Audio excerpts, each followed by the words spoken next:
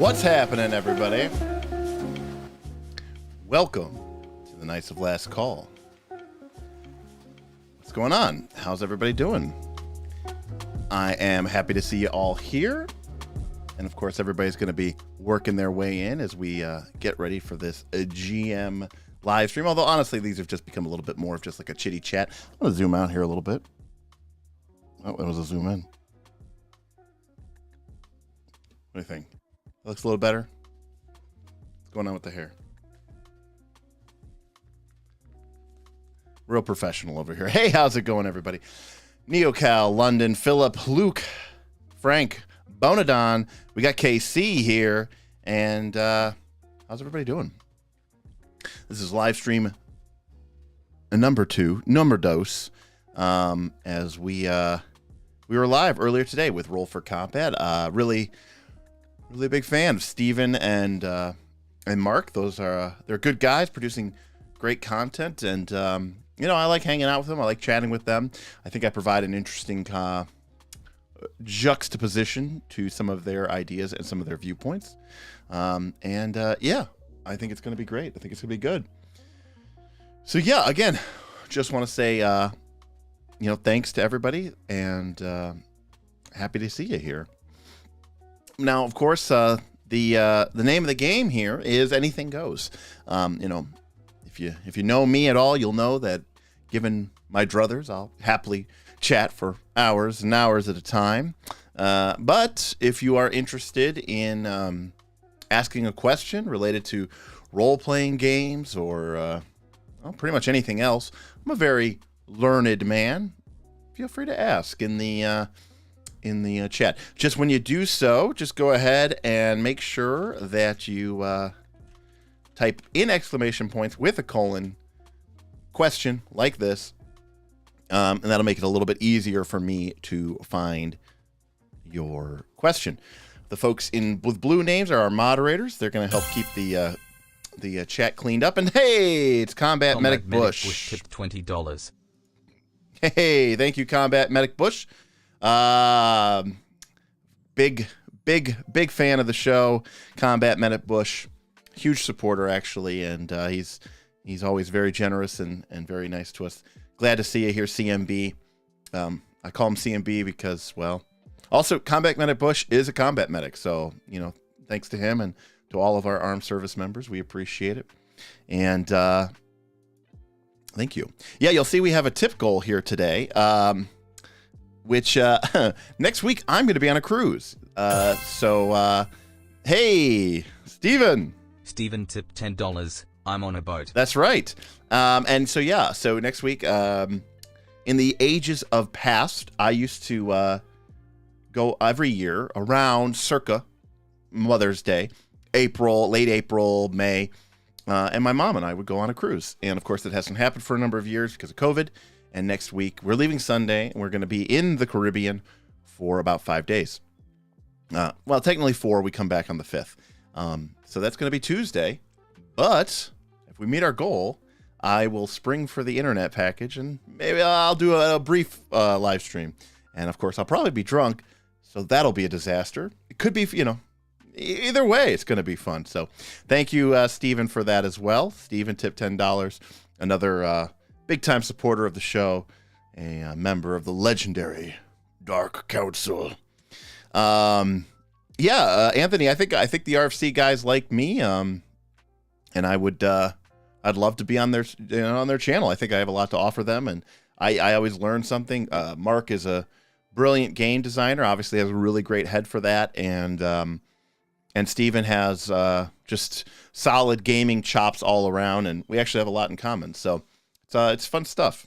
Yeah.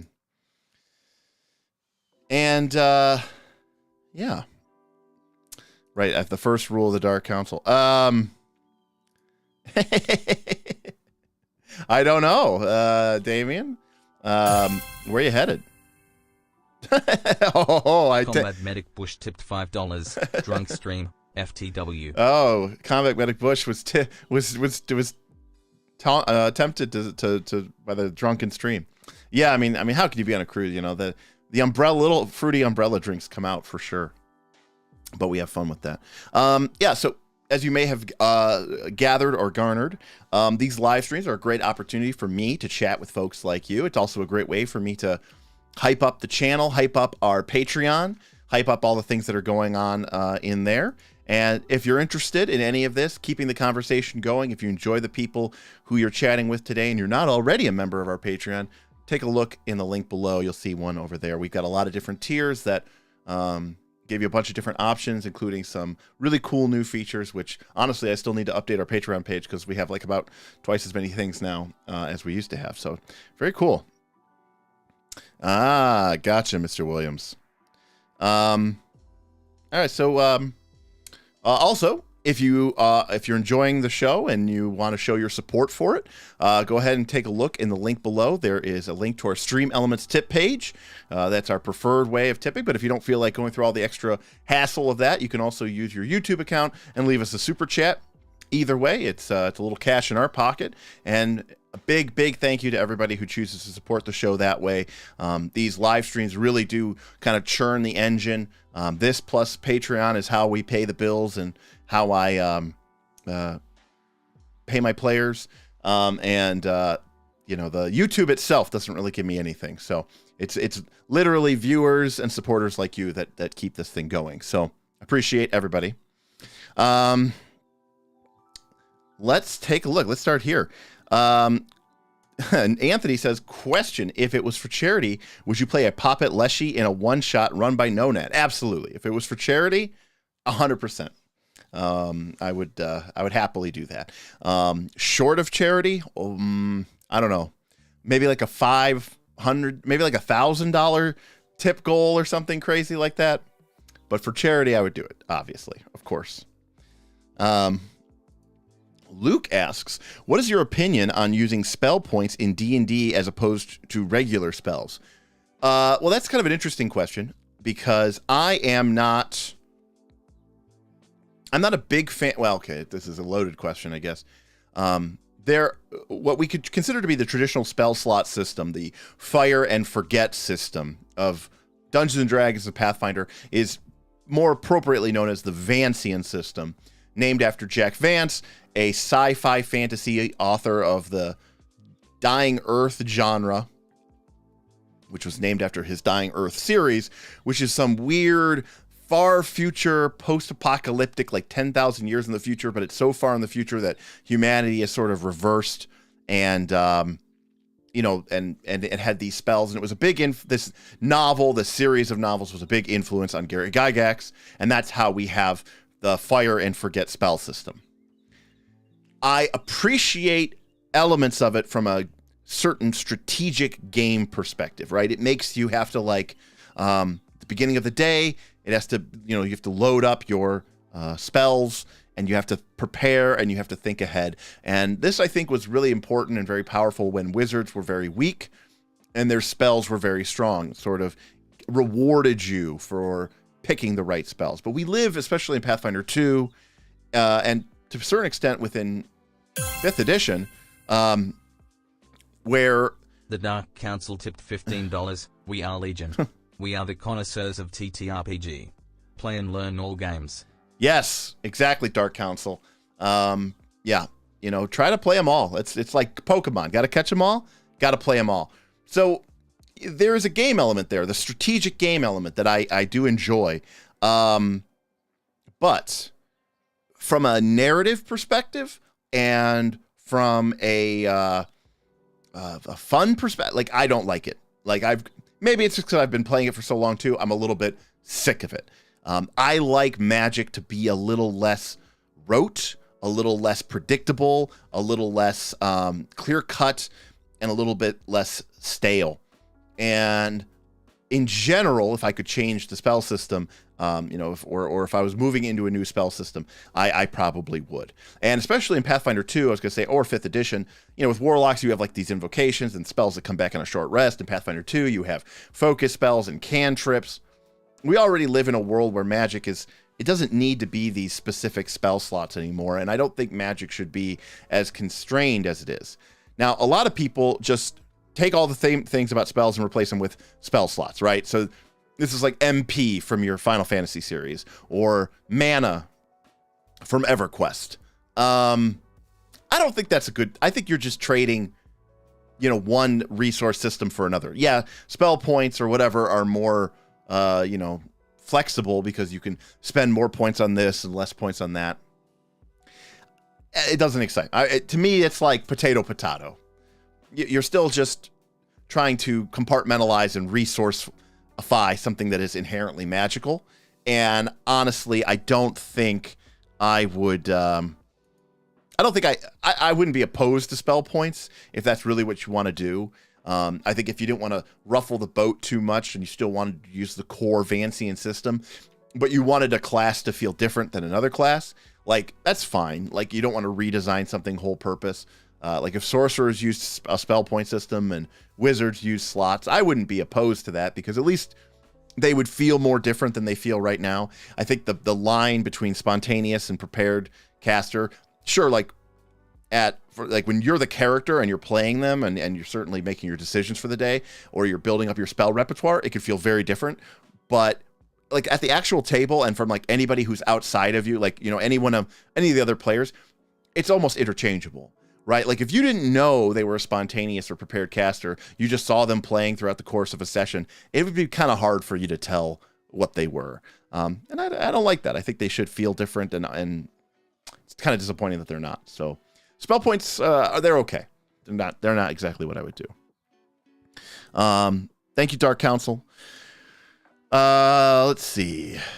Question. Basically the title of the stream. Well, Michael Anderson's getting close to it. So Michael, I'll come back to that. I'm just going to see if I can answer up anything else here before we get into it. But yeah, we can talk about, why and how and my thoughts on why we're going to play the way that we're going to play. If you're not aware, we are in the process of getting our new AP out. We are going to be playing Quest for the Frozen Flame, levels 1 through 10.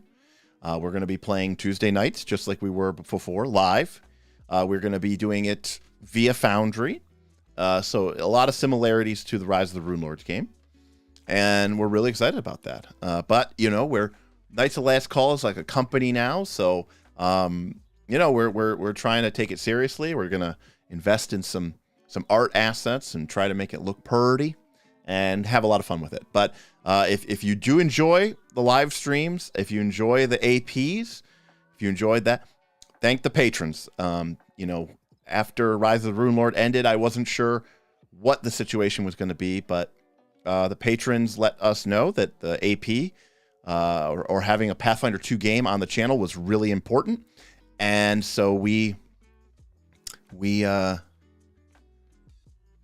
okay, we got to make this happen. And even if we don't, there's no Wheels of Pain. There's no donating for hero points. There's no Wheels of Destiny. If people want to tip, they're welcome to tip to show their support for the show. But at this point, we are doing it as a thank you to the patrons for supporting the channel. So that is it. So what exactly is the goal for a Leshy one-shot?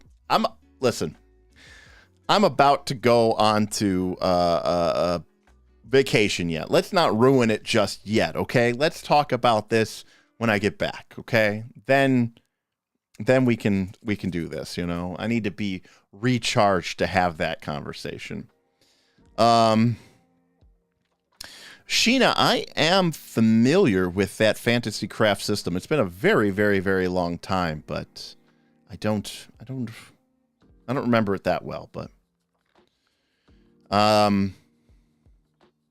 Damien, of course, continuing to plug World of Darkness. What if we used a bunch of different spell systems for different classes?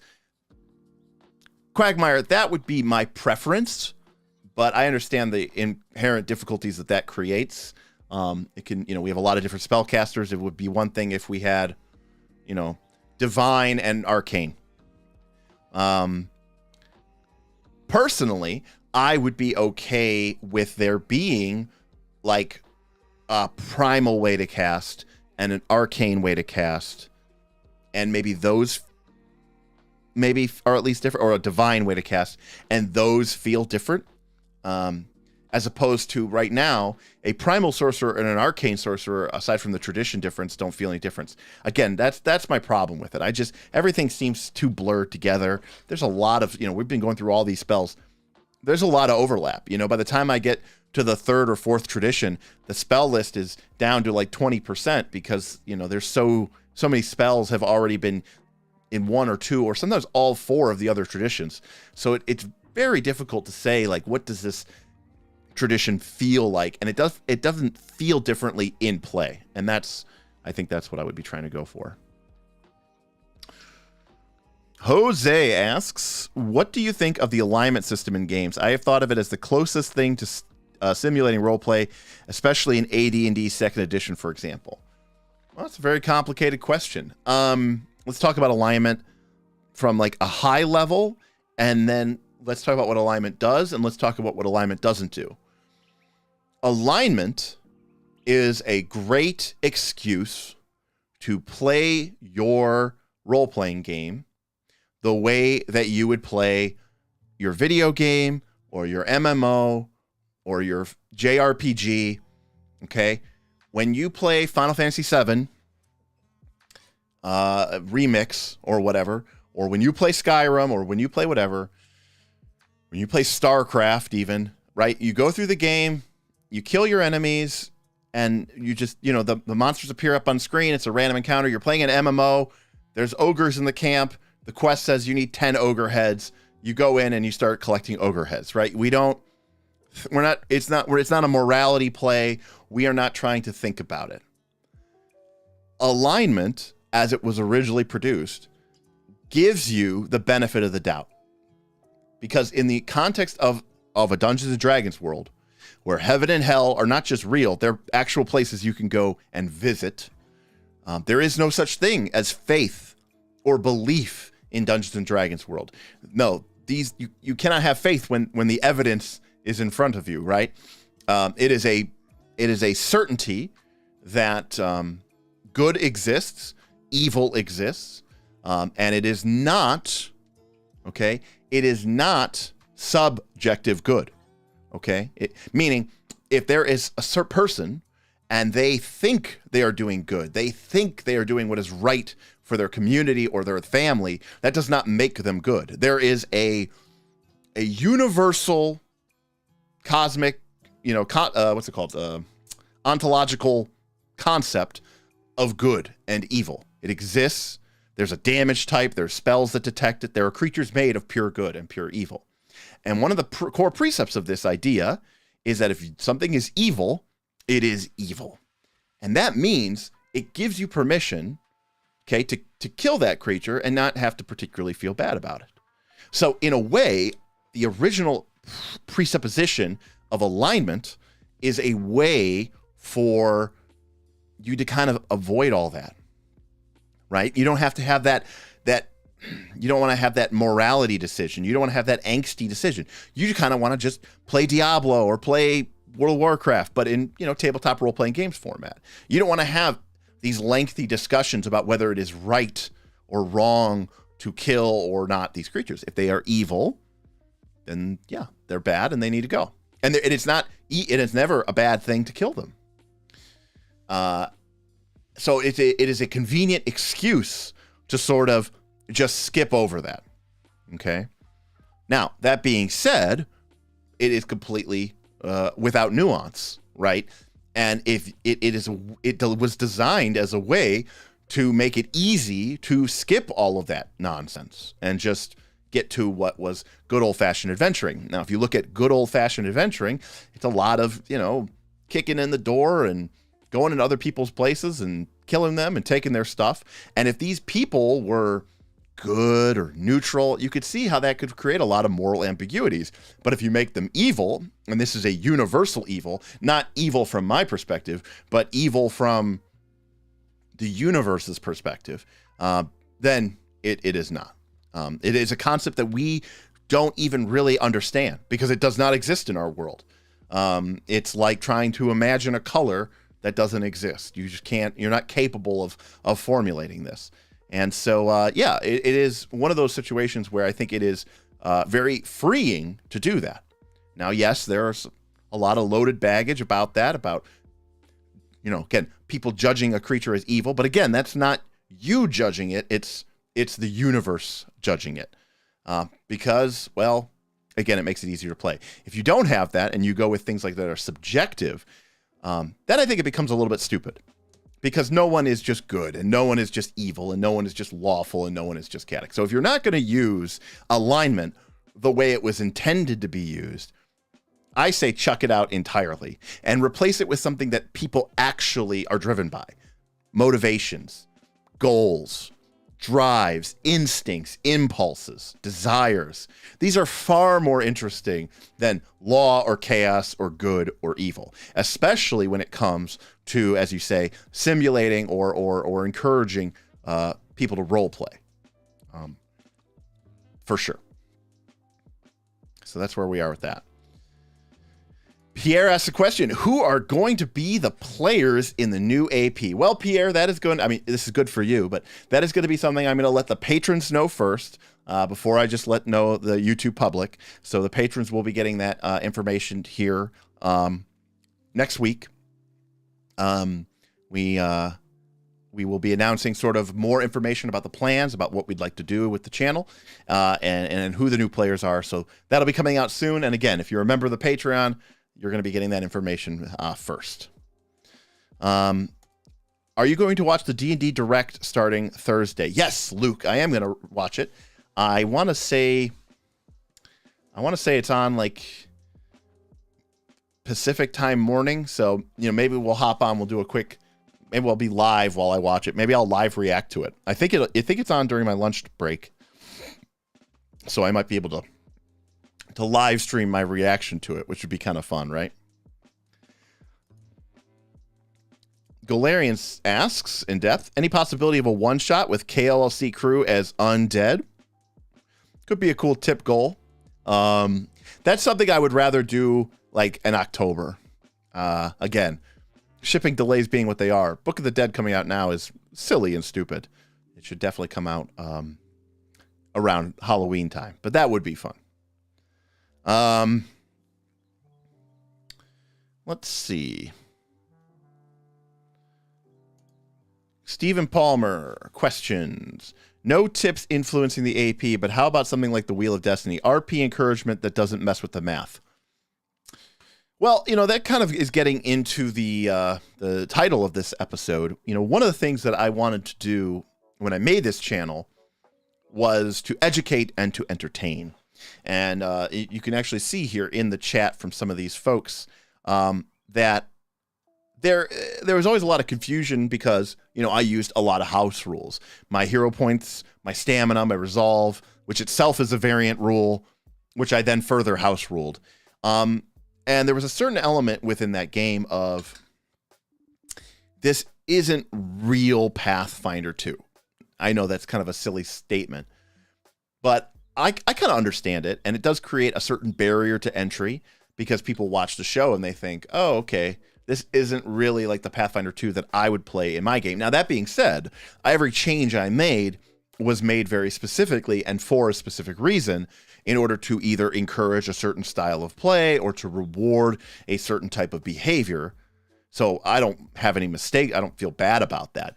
But this is a different AP. Quest for Frozen Flame is a different set of circumstances with a different kind of feel or vibe to the campaign. And I think some of those changes don't need to be made as much. Additionally, the problem with a game like Pathfinder 2 is that mechanically, role-playing does not matter to this game. And, we got into a long discussion, like 700 plus messages about encouraging role-playing. I think this was actually started by Golarian in depth, and it turned into this really, really long thread about, what is role-playing? And Vin, also known as Self-Confessed Cynic, started talking about my definition of role-playing and how what I define as role-playing is very different from what the zeitgeist defines as role-playing. And we came up with this new term, which was kind of brought on by Mr. Aaron Smith, who kind of somewhat tongue-in-cheek referred to it as fluffy bullshit time, okay, or what we call FBT. So FBT, or fluffy bullshit time, is what a lot of people mean when they say role-playing, okay? What is fluffy bullshit time? Fluffy bullshit time is when you're playing Pathfinder 2, and mechanically, in order to influence the guard, you make a diplomacy check. Now, you can describe that. You can talk in character. You could discuss what your character is wearing. You could use a funny accent, okay? You could do any of that. But it doesn't actually affect the game, right? Okay? There may be a GM out there who says, well, if the player did a particularly good job, I give them a circumstance bonus to their check, which is fine. That's not actually the way that the game is written. You could say, well, if someone has a really good job and they describe it really well, I just let them influence the person. That's fine, but that is also not the way that the game is constructed. You are ignoring the game at that point, which is, again, it has its own set of worms. But the game itself does not reward this. If you describe your attack with particular gusto or with a very clever way of describing the way that you're attacking, it's just a strike. You're just making it. So, Juho says pretty well, right? FBT, okay, and again, we're saying it kind of tongue-in-cheek because FBT, is this what we described, are the sprinkles on a sundae, okay? A sundae with its ice cream and its filling, or its, whatever you've got mixed into there, chocolate chips or Butterfinger or whatever, it's a sundae. You don't need the sprinkles, okay? The sprinkles give it a little bit more character, a little bit more flair, a little bit more zazz, but you don't need sprinkles to have a sundae, okay? The sundae is comprised of ice cream, okay, and the topping. The sprinkles are extra. So that is what we call FBT, or fluffy bullshit time, which is what, so when people say, oh, Pathfinder 2, D&D, these are great role-playing games. No, they are not, okay? There is nothing in these games that particularly rewards you for role-playing. The closest you get is, a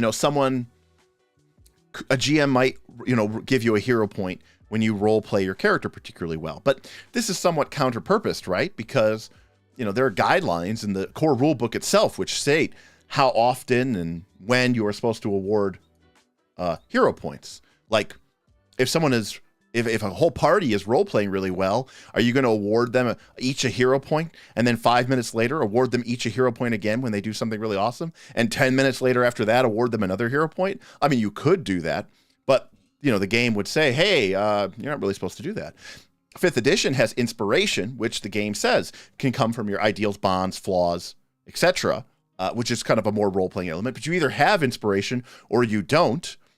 So if you have inspiration and you do something awesome, the GM has no lever to reward you. They can just say, good job, I guess. You already have inspiration. You should have used it before you did it again. So a role-playing game, then, is, to me, a game that is about role-playing, right? It is a game that has mechanics in it which fundamentally alter the mechanics of the game and the outcomes of the game based on the way that you play your character, the way that you describe your character, the way that you sort of drive your character forward. So to that end, going back to Steven's original question, for the new game, I'm somewhat hesitant to award people outside of hero points, which is what the game prescribes, just for role-playing. Because role-playing isn't actually endemic or required or constituted into Pathfinder 2. Instead, it is kind of just sprinkles on top, right? And players should feel free and encouraged to do so, and the game gives you a fairly lightweight mechanical way to award people with that, namely in the form of hero points. But other than that, if you start trying to change that too much, I think you're fundamentally missing some of what Pathfinder 2 is trying to do. Now, you could try to turn Pathfinder 2 into a more defined role-playing game, but at that point, right now, you're trying to do too much. We've talked on this channel before about GNS theory, right? Gamist, narrativist, simulationist. And I talked about maybe adding a fourth component to that, which is the emulation component. One game can't do it all. I've searched high and low. Trust me. I've searched for 20 plus years, okay? 20 plus Gen Cons, 20 plus Origins, okay? Winter Fantasy, Dragon Con. Like, I've been there. Kickstarter, Drive-Through RPG. I have tried to find that holy grail game, right? That game that has that deep simulation, mechanical, gamey crunch of a game like Pathfinder 2, while embracing the sort of narrativist, exposition, fun, role-playing, enhancing, storytelling nature of a game like Powered by the Apocalypse or Blades in the Dark. Everything's come up short. And in my experience, okay, whenever I try to take one of those games that is really good at what it does and interject these sort of other elements in order to try to change it, you know, it usually ends up as a flawed approach. My only real solution has been to run different games, different systems, throughout the month so that I can kind of scratch different itches. The only other option that I've ever thought of is like to have a game that literally has a completely different system for combat and a completely different system for everything that isn't combat. So that's a lot of work, though. So I don't know. You know, the long and the short of it, Stephen, is the Patreon decides everything. And if we start this thing up and the patrons want to support or tip or voice their concerns or their interests, we will change to meet the needs of our patrons. But you know, that is another thing. The other thing too is the Wheel of Destiny, while fun, fundamentally was. It could be disruptive at times as well. And my hope is that with this new game, that we won't need those disruptions in order to keep it interesting. So, yeah. Jaden asks, "Hey, Derek, I recently found your channel and I'm beginning my first PF2E campaign with 7 players. Yikes. Good luck. That's a lot. And I've been watching your playthrough for a way of learning mechanics. I was a little confused on what resolve and stamina are because I don't see anything in the rule books about them." Yeah, Jaden, they are from the Game Master Guide. It's a variant rule. You can look it up on Archives of Nethys, but they are it's a variant system that is part of Pathfinder 2. It is an optional rule. It is from the Game Master Guide. So if you do a Google search for like PF2 stamina, resolve, something like that, you should find a link to Archives of Nethys or to the SRD, and that should sort of tell you what it is. But long story short, it is a way for characters to not have to rely on either magical healing or the medicine skill to heal up after a fight, and not have to take 10 or 20 or 30 minutes in order to heal up to full. Instead, they can just spend one of these resolve points, and in my game, get back a good chunk of their hit points and be ready to go and ready for action. I introduced the rule because I thought it gave the game a little bit more of an action hero, die hard sort of epic fantasy movie feel. Because in those movies, a lot of times the hero is in the middle of a firefight and they're blowing things up and they're fighting off these things, and they get like one brief moment, right, to like catch their breath, and then they're back into the fray. Pathfinder 2 doesn't really emulate that very well. And so I introduced that rule because I thought it helped me sort of reinforce that sort of genre convention, which I wanted to do. So,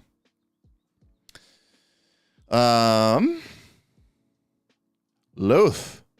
Hi, Derek. Hi, Loth. What are your thoughts on subsystems, victory points, and the like? I am looking for the best way to flesh out more downtime-focused settlement development enters and day-to-day life. Loth.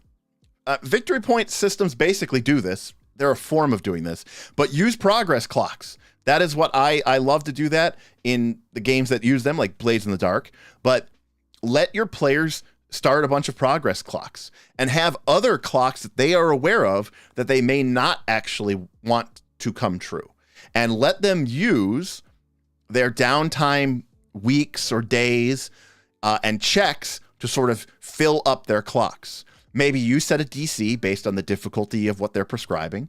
And if they get a success, you tick one of the progress clock segments. If they get a critical success, you tick 2. If they get a failure, you tick none. And if they get a critical failure, potentially you maybe subtract 1, right? It's a setback. And so that is a way for them to sort of, track that sort of development. And if there are multiple clocks that they want to be working on, but there are also clocks that other factions, other enemies, other, oppositions to the party, or maybe even allies to the party are also working on. Don't hide that behind the screen, though. Let them see those clocks. If I'm playing a tabletop game of Blades in the Dark where I use these all the time, I get like big note cards, like 3x5 note cards, or even the 4x6 note cards. I draw them in Sharpie. I usually have like a bunch of them laying around here because they're so frequent. I always end up sticking them in the book as a bookmark once they're complete, and I put them out on the table. Even sometimes clocks that the party might not, like the PCs don't necessarily know about, but I think it's cool to let the players know, because let them in on the secret, and then that way there's this pressure building, even though the PCs don't know what is going on. So I really like progress clocks. We've talked about them a lot on this channel, and I would definitely encourage you to take a look at that. So that's where I would go with that. Let's see. Oh, this is going back to what we were talking about, role-playing games versus FBT, fluffy bullshit time. Describing your actions will give you more dice, and in 7th, right? 7th is more of a game where how you play the game, how you describe the game, has a direct mechanical effect on your ability to succeed at the game. I will be the first to admit this is not fair, right, to people. Like if you have a player at your game who maybe is fairly introverted, or has a hard time with language, or has a hard time speaking, or has a million other reasons for why they may not know how to describe an action well. That kind of game can be unfairly punishing to them. I would argue that a GM should award dice based off of a player's individual abilities and really judge it more on their intent and how much they're trying. But that makes the GM's job harder. And a lot of the things that we're seeing in games like 5th edition and Pathfinder 2 are designed towards appealing to a more mainstream audience, to make it easier for the player and easier for the GM. The last thing you want to do is give the GM basically the job of, okay, you need to be sort of an individual, therapist and sort of assess each player at your table's individual abilities. This is also something which for me is a lot harder to do remotely, certainly without a camera. But one of the things that I do, and actually I pride myself on doing well, is when I am physically at a table with players, okay, I am always looking and judging everybody's body language, how comfortable they are, how engaged they are, and looking for ways to pull people in, or maybe seeing that this is too much for them, and then back off and let them just, they're on stage, but they're not on the spotlight. And for a lot of players, that's a great place to be, right? They don't want to be in the audience. They want to be on stage. They just don't want to be in the spotlight, or at least not have it on them for a prolonged period of time. And that's a very, very difficult skill to teach. It's a very difficult skill to learn. And so it's very difficult for a game to, that wants to be mainstream appealing to sort of put that pressure and onus on the GM. God knows it's already a very difficult job. The last thing you need to do is tell your GMs that they have to do all of that as well. Juho says, if you actually want donations to have some kind of in-game impact, maybe they could work on exploration level, affect chance encounters and stuff. For right now, Juho, going to the theme of this live stream, we're just going to focus on playing the game, at least at first. Get a feel for it, see how it's going. Are people watching it? Are people enjoying it?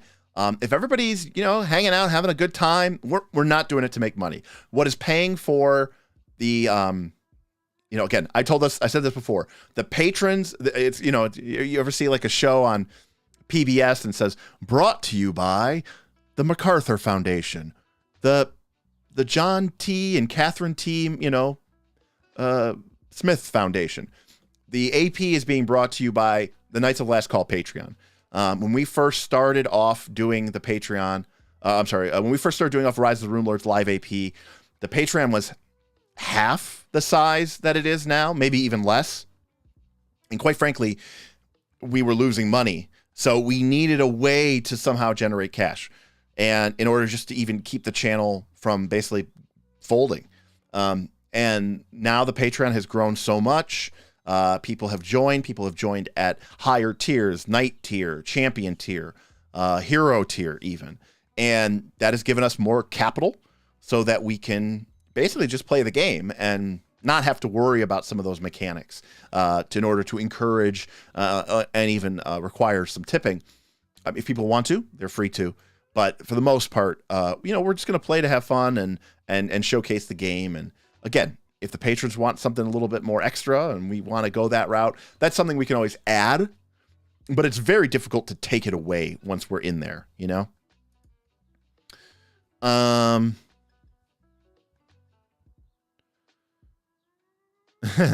Brutus says, hard to disagree. FBT is the yeast to a system's bread recipe. Yeah, I'm going to have to disagree, Brutus. I'm going to have to disagree. Very much so. Here's a great example of this. If you could play a role-playing game system without a GM, meaning if I were to show an example of a scene or a combat, all right, I could have the monsters on the left side of the screen. I could have the players, and I'm playing everybody. I'm playing the monsters and I'm playing the PCs. I could do that in Pathfinder 2 fairly easily. And we could play that out. We could use flanking and spells, and no one would have to describe or detail or drive anything.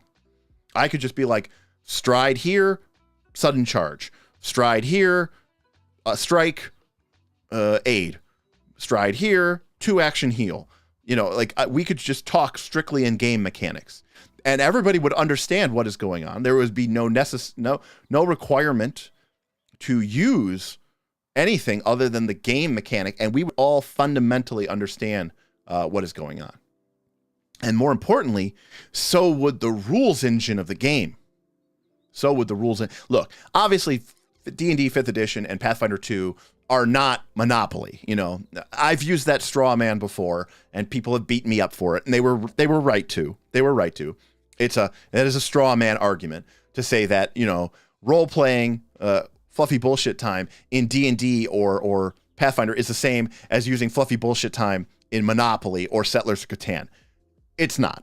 I concede that point, because in a role playing game you are playing this character who has a name and a weight and an age and an ancestry and, in theory, some sort of background and some sort of tie to this world. These are all elements that you do not have in a game like Monopoly or Catan.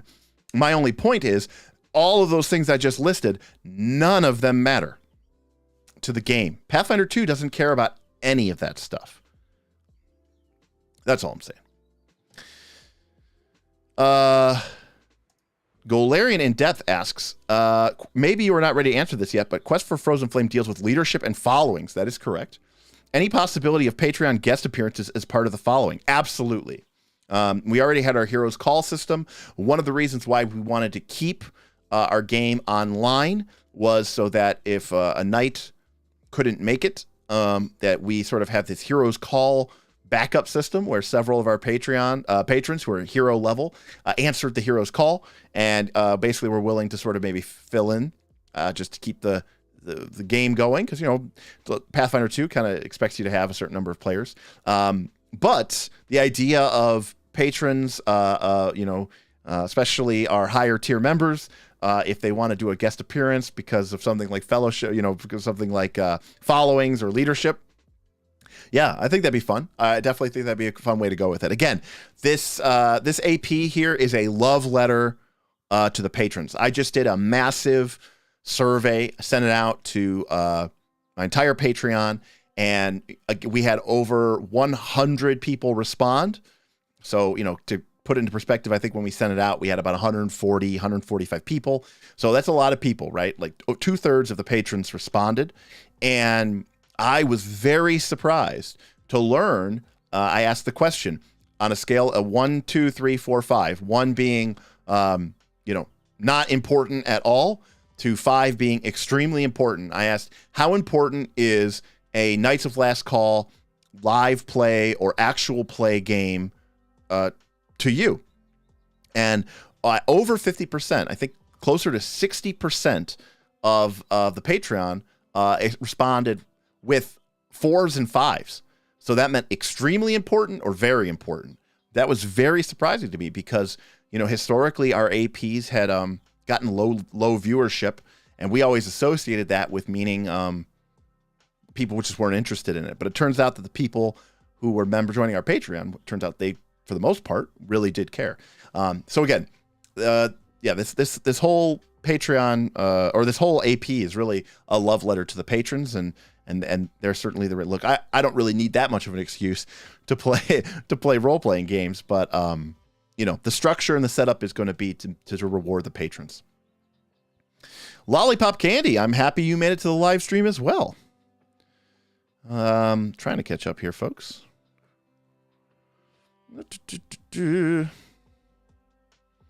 Mordheim is sweet.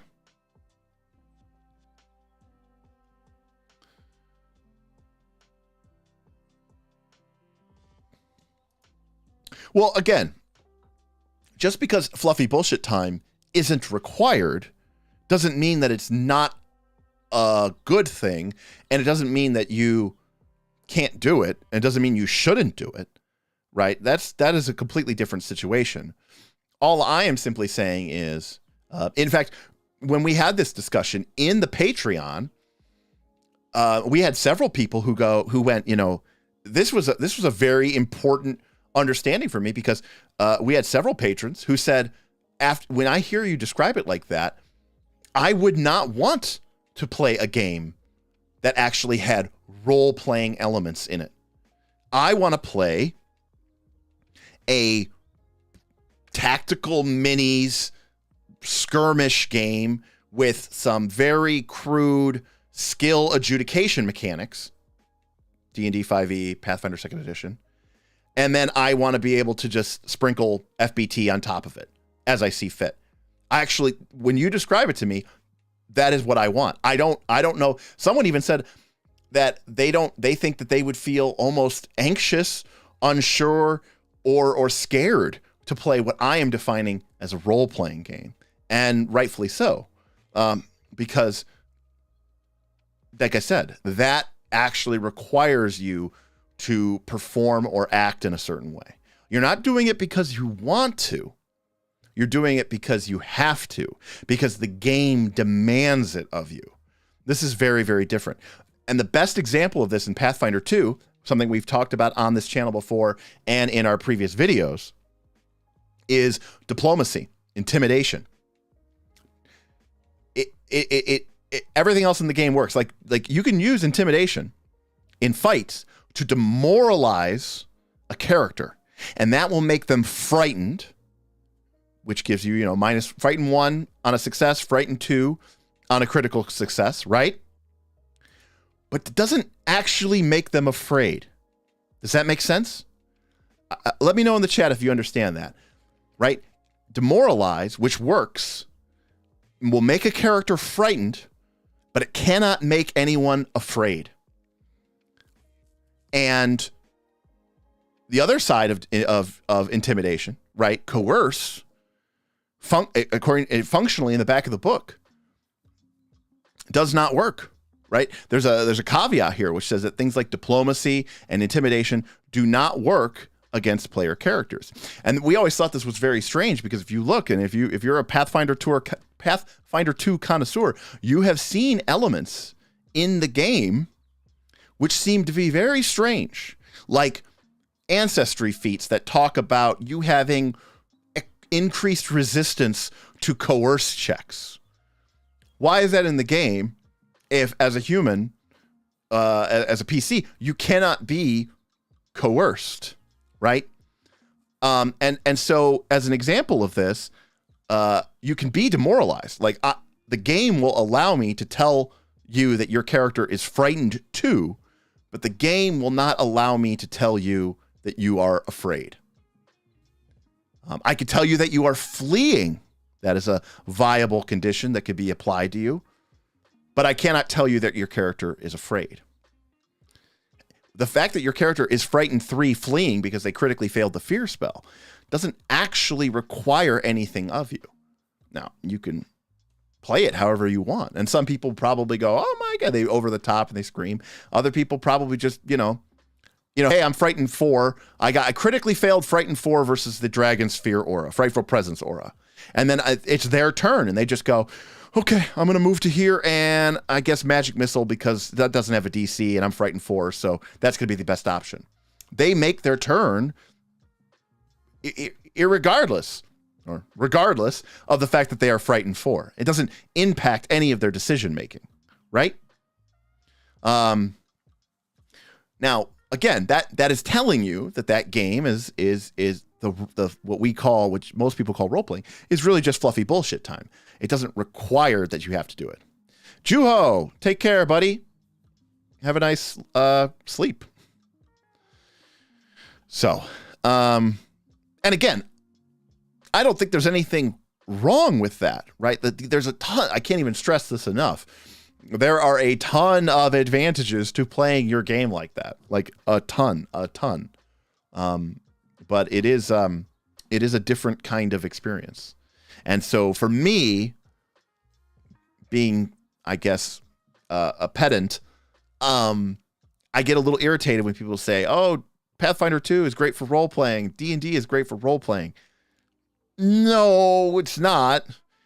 It is great for sprinkling sort of fluffy bullshit on top, but it's not actually really good, for role playing.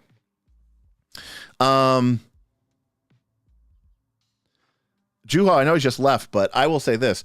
We did have an incredible amount of FBT in our Mordheim games when we used to play back in the day, a long time ago when the game first came out. We had like whole stories built up about our characters and our war bands, so that's great. Pierre, I love to hear it. Again, I think it's right there on my shelf, but I'm still making my way through the book, but I am enjoying it, and I'm happy to hear that you're enjoying it as well.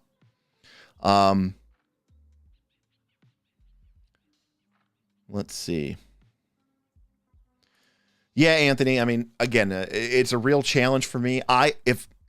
Quite frankly, I know some people think that it is a little bit dictatorial, but I 100% understand it when a GM says, you got to have a camera on for me to play with you, because we're not grocery shopping here. Like I need to see what you're doing and how you're reacting and play off of that. It would be very difficult for me to play without cameras, I will admit. Yeah, that's sad. Exactly, Pierre. It is fun. FBT is fun. I mean, I've had a lot of really great moments playing D&D for many, many years. And let's be clear about this. This isn't a new thing. D&D did not have role-playing mechanics in 4th edition. It did not have role-playing mechanics in 3rd edition, right? So, like, it's been what it is for a long, long time. But my favorite moments are very rarely the mechanical.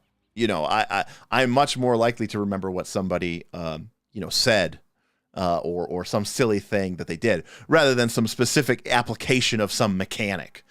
You know, oh, do you remember when you figured out that that spell plus that spell plus that spell is broken? Like, okay, I mean, that happens sometimes. Or remember that one time you rolled really high? Sure, we always remember that. But most of the things that stick with me have been the fluffy bullshit time. So a lot of times people, because I try to define things, they assume I am also trying to pass judgment on them, and I am not. I'm simply saying there is a difference between those two things.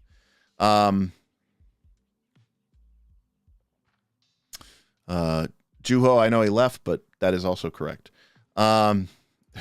Jerry, I have no opinions on Mage the Awakening. My World of Darkness lore is very, very low. The only original, or OWOD, whatever, I don't know if it's Old World of Darkness, Original World of Darkness, games, books that I own are Vampire the Masquerade and Werewolf the Apocalypse. I am aware of what mages are and that they can basically, they're reshape reality at will, basically, and humanity can't deal with it, so it can create paradoxes and that can destroy the world or something like that. It's a generic, thing. But no, Jerry, I'm not deep into it, so I'm not as familiar with that. Let's see here.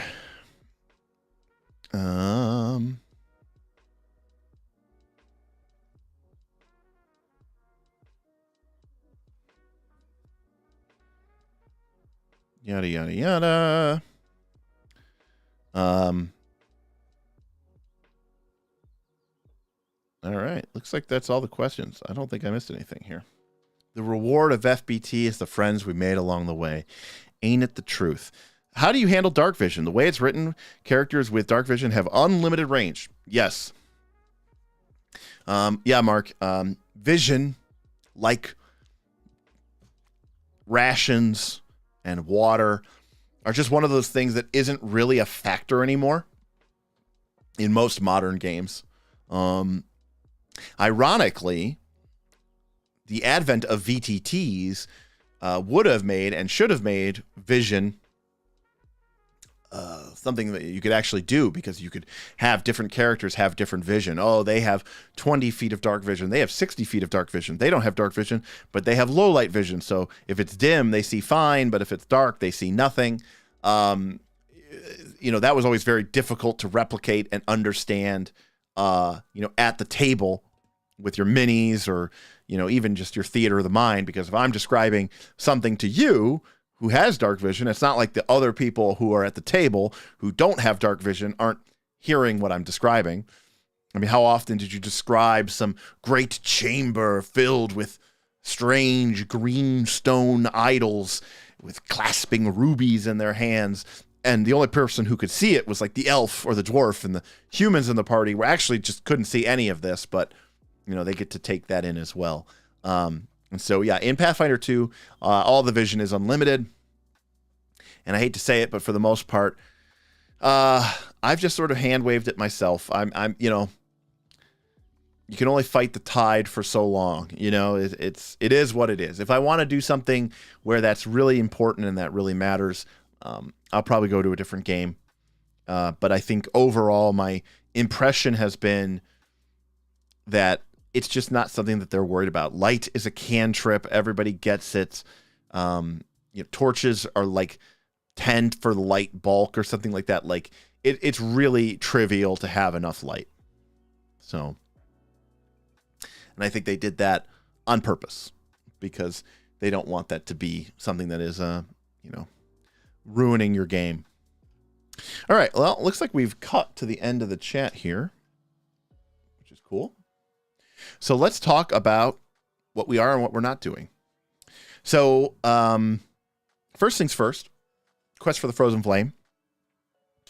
If you do have questions specific to Quest for the Frozen Flame or the group, you can ask those questions as well. I'll try to answer what I can answer.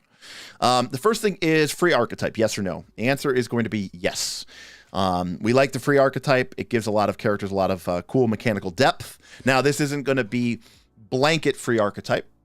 Players are going to... it's going to have to be thematic to Quest for the Frozen Flame. And if you're not familiar with Quest for the Frozen Flame, Quest for the Frozen Flame takes place in the realm of the Mammoth Lords. And if you need any explanation of what that's like, if you're familiar at all with Game of Thrones, okay, if you're familiar with the area north of the Wall, where the people known as the Wildlings and the Free Folk live, then you know everything that you need to know. In fact, most everything in Golarion has been hacked or stolen from some sort of other popular sci-fi or fantasy franchise or the real world and sort of put into its own little country, and somehow seemingly it doesn't expand beyond that. Like in Game of Thrones, that culture doesn't expand anywhere because there's a gigantic wall that is 250 feet tall or something that goes across the entire continent. But in Golarion, it just stops at the border and then becomes evil witches. Nobody really knows. But outside of that, if you look Game of Thrones, what is the Wild North like? Okay, it's up north. It's a cold land. There's hardy people there, and they have mammoths and giants. Guess what? That is pretty much what Realm of the Mammoth Lords is. The only exception is that there is something magical or something that, keeps the land, rejuvenates it, and keeps it warm enough so that the people can survive. It's not just a literal, brutal nightmare existence. But these are primitive people, right? They do not have what we consider to be permanent settlements. They live as nomadic hunters who follow the herds of mammoths or other megafauna that they rely on for hunting and for meat and for pelts and for everything like that. Steel weapons, things like full plate. These are very, very uncommon. To the point of almost being non-existent within their society. And it's a tribal society. It's a place where your family and your tribe and your group are important. And again, just like Game of Thrones.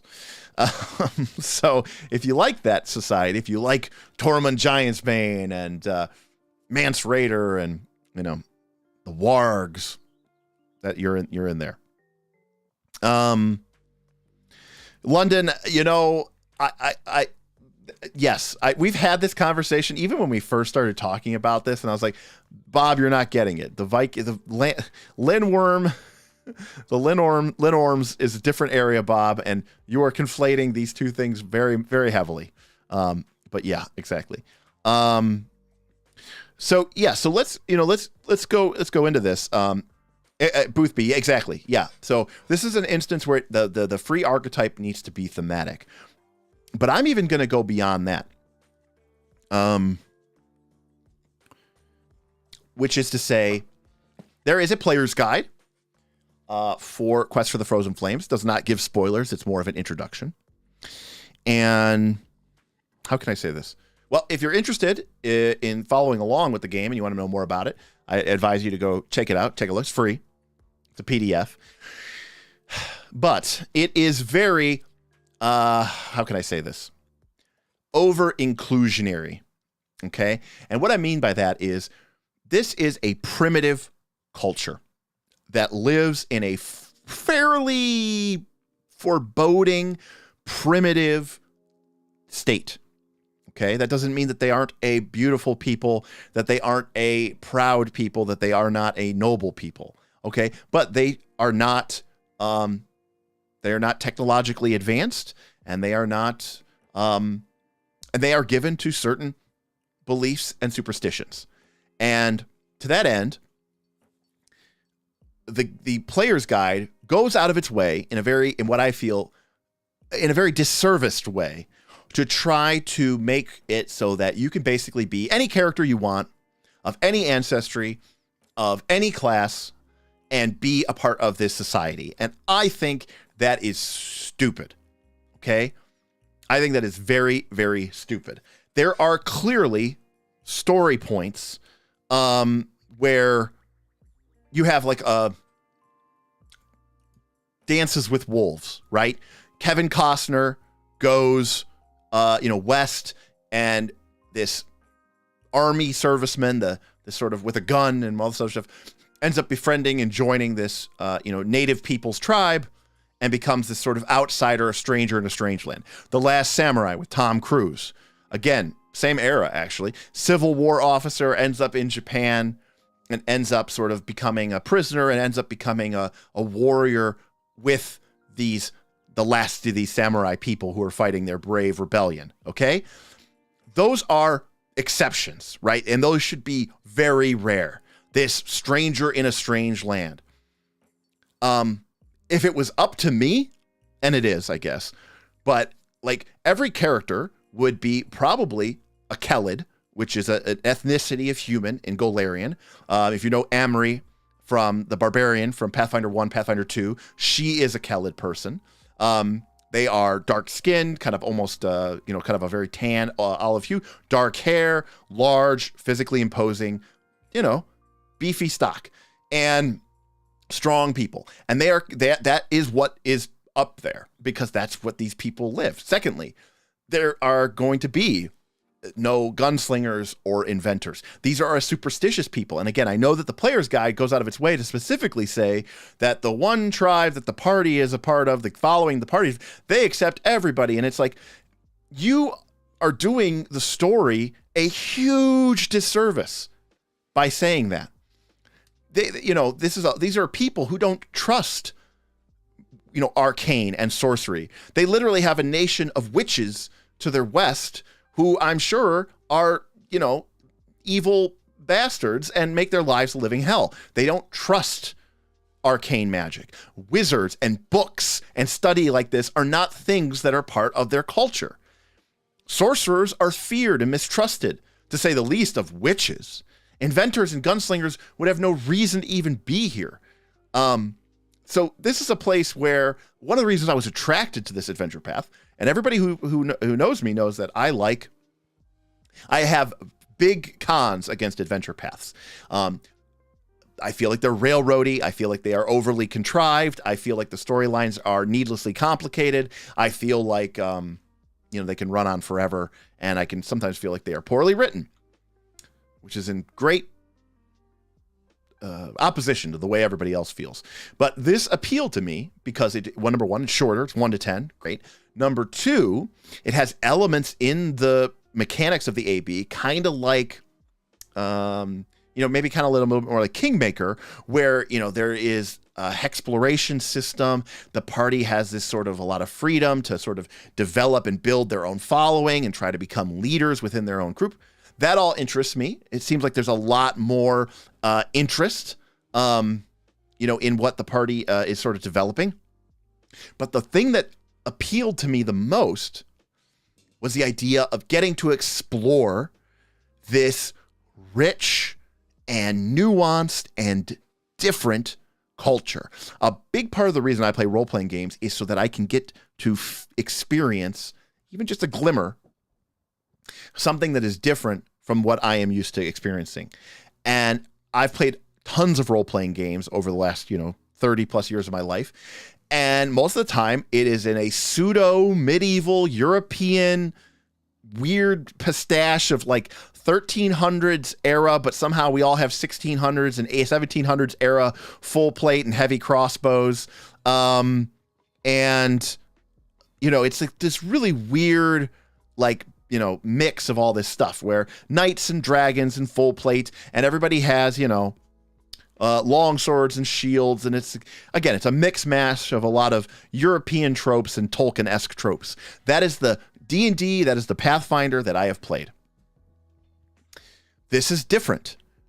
Okay, this to me is almost more like playing in Dark Sun, if you're familiar with that from 2nd edition and 4th edition, right? A world where everything that you know is different, where metal and forged weapons are rare, precious commodity, where spellcasters in Dark Sun are viewed with superstition and almost hate in certain instances. That's interesting to me, right? Restrictions breed creativity, and I want to see that. And so, despite what the player's guide to this AP says, I have instructed my players that there are going to be numerous classes that are going to essentially be off limits. And that for the same thing goes with most ancestries. And if they do have an ancestry or they do have a class, which is very unique, then that is going to be a situation that we are going to, one, have to heavily integrate into the game. It's not going to be something we just hand wave and forget about. Two, it is going to be a source or problem within the game. And three, everyone is not going to get to be a unique special snowflake. We're not going to have, right, a human gunslinger, who looks a lot like Tom Cruise from The Last Samurai, and then an android witch who is, no, like you're at that point, I think you're just shitting on the culture and you're shitting. Why are you running an AP in the realm of the Mammoth Lords, a place where there is this beautiful, rich culture that you want to get to explore, if you're just going to completely ignore it and come in with your usual panoply of just garbage PF2 bullshit adventuring parties that are just, a mix mash of a bunch of individual players' selfish needs and wants. Sorry, I ranted there a little bit. So instead, I am giving them restrictions, and I am telling them that this game is about the world and the story and their exploration of it. It is not about what cool car op thing that they want to play. It is not a time traveling oddball adventure. The issue with Numeria, I'm reading this thing here about the androids. Amias, that is crazy to me. Of course, because androids have cold resistance and you're in the north, and there's a lot of thing with cold resistance. And also Numeria, which is kind of nearby, used to be the whole northern section of Golarion, of Avestan, is that the name of the continent? Right? Always used to be, was all these Kelid people, right? Including the people in the realm of the Mammoth Lords. And you had Sarkoris, but then that got the world wound and the demons erupted and wiped out that kingdom. And then the one to the east is where the technology from a crash UFO landed, and that became, weird fantasy Thundar the Barbarian Land, if you're familiar with that cartoon from the 1980s. That became Thundar the Barbarian Land. Those people are technically Kelid, but they live, again, in Thundar the Barbarian Land, where it's post-apocalyptic with laser swords and robots. Again, it's just like, it would be like if Ohio was a post-apocalyptic wasteland with laser swords and robots, but then like Pennsylvania was a demon-infested hellhole, and then New York was a primitive land full of megafauna and dinosaurs and nomadic people. Doesn't make a whole lot of sense. But luckily, this AP takes place inside this one realm, and we can kind of ignore the rest of Golarion, much the same way that these people have. These are not people who want to go to Absalom so that they can get their hair cut by a troll barber in a three-piece suit. No, these are a people who are surviving, maybe barely thriving, right, in a very harsh world. A world that, it turns out, that is getting worse as years have gone on. So, while I love the idea of the Kevin Costner character from Dances with Wolves, of the Tom Cruise character from The Last Samurai, okay, if you look at those movies like Last Samurai, it's Tom Cruise, the one white guy, with a gun, who is from The Outsider, and it is a bunch of really interesting and really well-developed and really, really compelling Japanese samurai characters surrounding him. And the same is true with Dances with Wolves. It loses everything if you're just going to make everybody a Tom Cruise in the movie that is supposed to be about Japan. Okay, so there we go.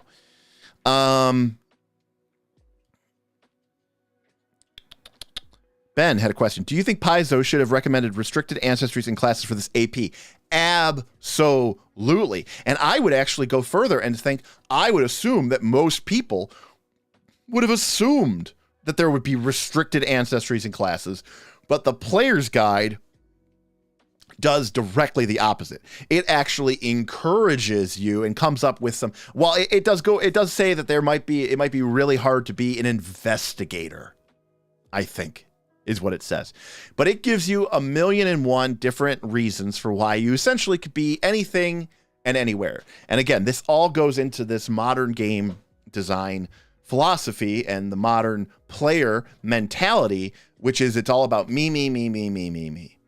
And I don't want to be told no, and I don't want to be told what I can't do, and I want to be able to build the character that I want to build, and that's just not the way it is, and that's not the way it should be. So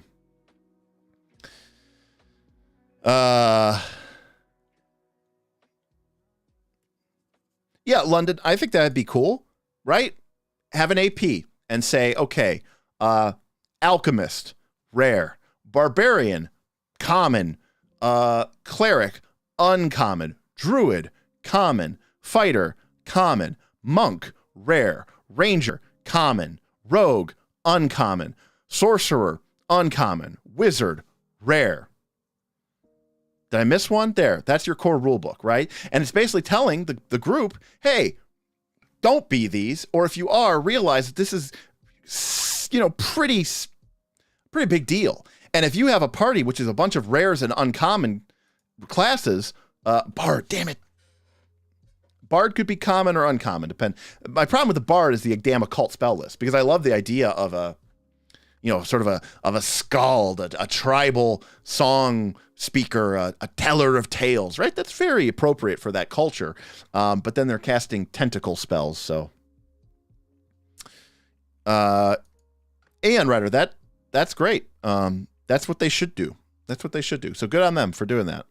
They should definitely do that. And I guess this is what happens when different people design the APs, and I don't know what their situation is. So to that end, I have encouraged the players to really focus on those classes that would exist and thrive and be required in a nomadic, primitive, sort of hunter-gatherer society.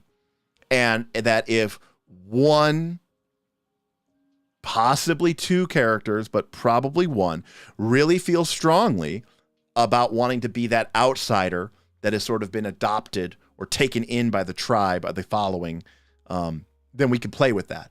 And understand, though, that is going to be rife with issues and problems for the character, at least in terms of the story and the way that other characters in the story react to them, and that people in that world, when they go to make a diplomacy check, I might say, yeah, the DC is much higher. They don't trust you. You're an outsider. And all those other things. And it won't be fair and balanced. It'll be difficult. And same thing with ancestries. Unless you have a very damn good reason why you aren't, you should be a Kelid human. Because this is not a heterogeneous culture, right? This is not there's not a melting pot, right? These are very specific, hardy people who live in this exact area. So yeah, if I allow a bard, okay, so let's get back into rules. I don't know. One of the things I've encouraged my players to start looking at ideas. I've given them the restriction. I've given them the player's guide, and we've talked about, my thoughts on what is appropriate and what isn't appropriate. But I have asked them to hold off on building a character, because we are going to do a session 0. We're going to do it live. And it's basically just going to be kind of like a televised Zoom call, where the players are basically going to have an opportunity to sort of bounce ideas off of each other and build a party. That I think that is very important. And in fact, just today on Roll for Combat, Mark Seifter himself was talking about how, and Steven, we're talking about how important it is that you build a cohesive team in Pathfinder 2. Not just, because it's better that way, but because the game almost expects you to be able to do that. You need to fill in the gaps where other players have left openings. If not, you're going to suffer from the game. And so, but with the bard, I love the idea of the bard. The fact that they must use an instrument is very strange. And again, is likely due to a balance issue.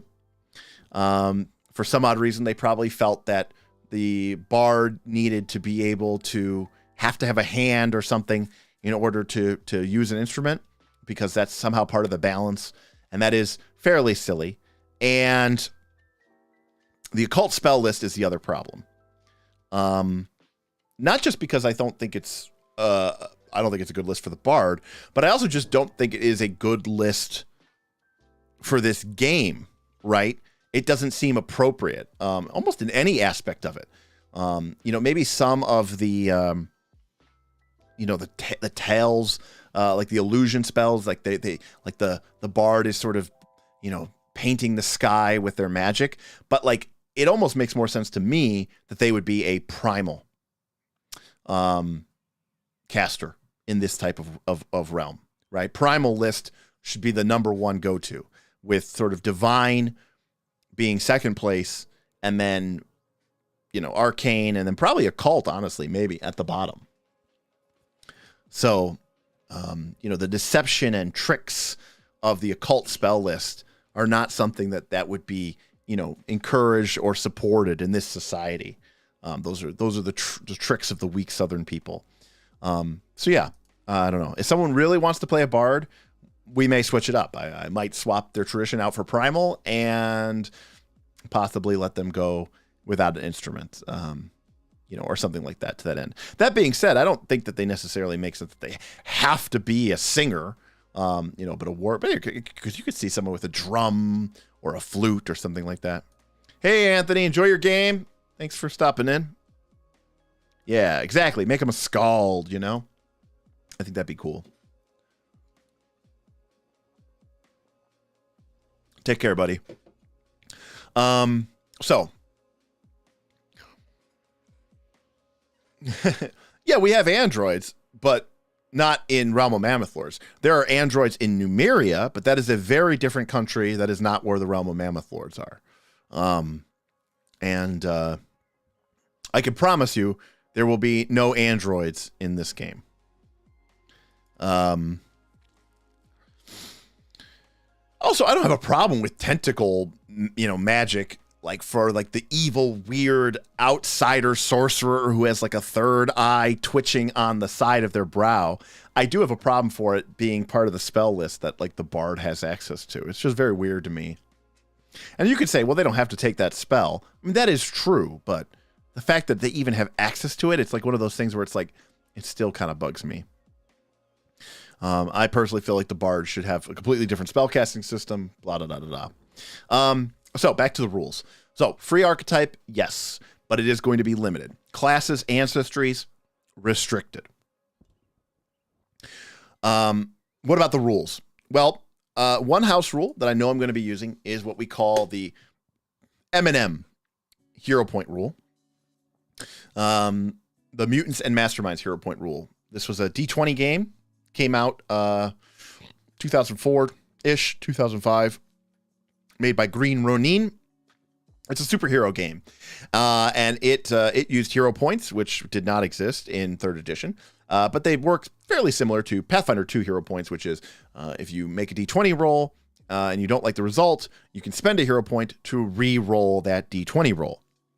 The exception is that in Mutants and Masterminds, on that re-rolled D20, if the result of the D20 roll is between a 1 and a 9, a 1 and a 10, you add 10 to the result. Or alternatively, your re-rolled D20 is actually a D10 plus 10. In other words, the result of your re-roll will always be between 11 and 20. I don't like hero points in Pathfinder 2. I don't think they function in an interesting or heroic way. I've seen it too often that you end up rolling worse. You fail at something that you really needed to pass at, and you re-roll, and you end up critically failing. It could be problematic. And I want characters to feel like these hero points are something that they can rely on. That when the chips are down, that this isn't just something that's going to give them a re-roll, but really, give them an edge. Now, That being said, in my previous campaign, I used super over-the-top, dare I say, super heroic hero points where I let a success condition increase. That was very powerful, and I won't be doing that again. This is a different game. These aren't superheroes. These are young scouts of the Broken Tusk following, and they are not supposed to be these, kick-ass superheroes, right? They aren't Captain America, they're more the Falcon, they're not the Hulk or Iron Man, right? They're like some other C-list character, right?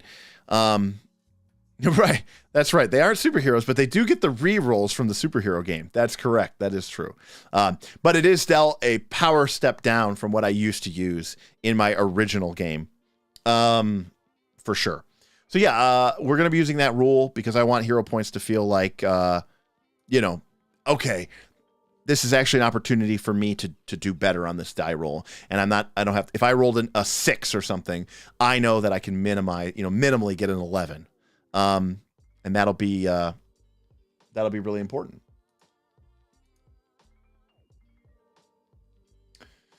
So, is a 1 still a 1? Ooh, that's a good question, Lance. I'd have to check Mutants and Masterminds, but my guess is no. I think spending a hero point might be able to and guarantee that you cannot nat 1 critical fail. You could still critically fail if the result was 10 below the DC, but I kind of like that idea a little bit. Actually, a lot of bit. So I would imagine that a 1 would be treated mechanically as an 11. And I kind of like that idea.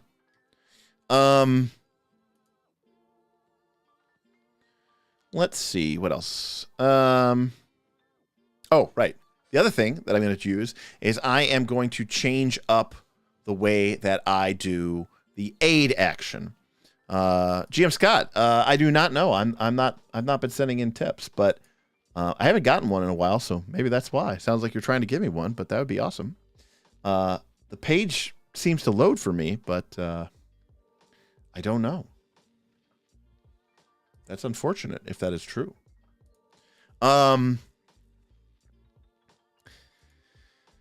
What else was I going to say? Oh, right. Aid. This is a combination of things. It's a house rule that I kind of proposed. Some people on the Patreon sort of played around with it, beat it up a little bit, and kind of really like what the end final result of it is. If you've played Pathfinder 2, you know that aid is DC 20 throughout the game. And at the end of the game, it's pointless check because you're basically going to always critically succeed at the check. And at the beginning of the game, it's very hard to get. DC 20 is a pretty high number to do. And there's even a chance that you'll critically fail. A good chance. Maybe 10, 15%, which results in a -1 penalty. But oftentimes, at best, you're going to have a 50% chance or lower to grant a +1 circumstance bonus. So problem number 1 is that it's aiding, right? It's not, you're already giving up one of the actions on your turn to try to help out someone else in the party. The last thing that I want you to do is to feel like you didn't help, or worse, that you harmed them. It doesn't make any sense to me. This is a prime example, as William Brandis would say, of Pathfinder 2 just rolling to roll. And I just don't feel like it is necessary, and I just don't feel like it is. I just don't feel like we even need to roll the die. So, number 1, we're gonna get rid of the die roll. But if you get rid of the die roll, how do you determine? Easy. It's real simple. If you're trained in whatever you're aiding with, you grant a +1 circumstance bonus. If you're an expert, it's a +2. If you're a master, +3. And no one will get the legendary in this campaign because it caps out at 10. But if you're a legendary, you grant +4. So If you are level 7 and you just got master in athletics and, you rush over and you use your action on your turn to prepare to aid, and then someone does something that, you can interact with, athletics in a sensible way, you just say, I'm using your action. You say, hey, I do this thing and you get a +3. And then the person has a +3 circumstance bonus and we move on. The other thing that this does is it eliminates unnecessary dice rolls, which slow down the game. And, when someone goes to make their attack roll or whatever, it's a big moment. And, I think the last thing I want to be doing is distracting other people from, from the dice roll. I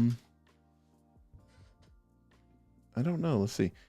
Can everybody hear me? Uh-oh.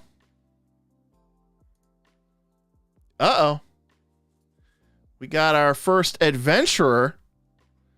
GM Scott found the magic button. Welcome, GM Scott. I completely forgot about this. At the request of our patrons, I turned on YouTube memberships.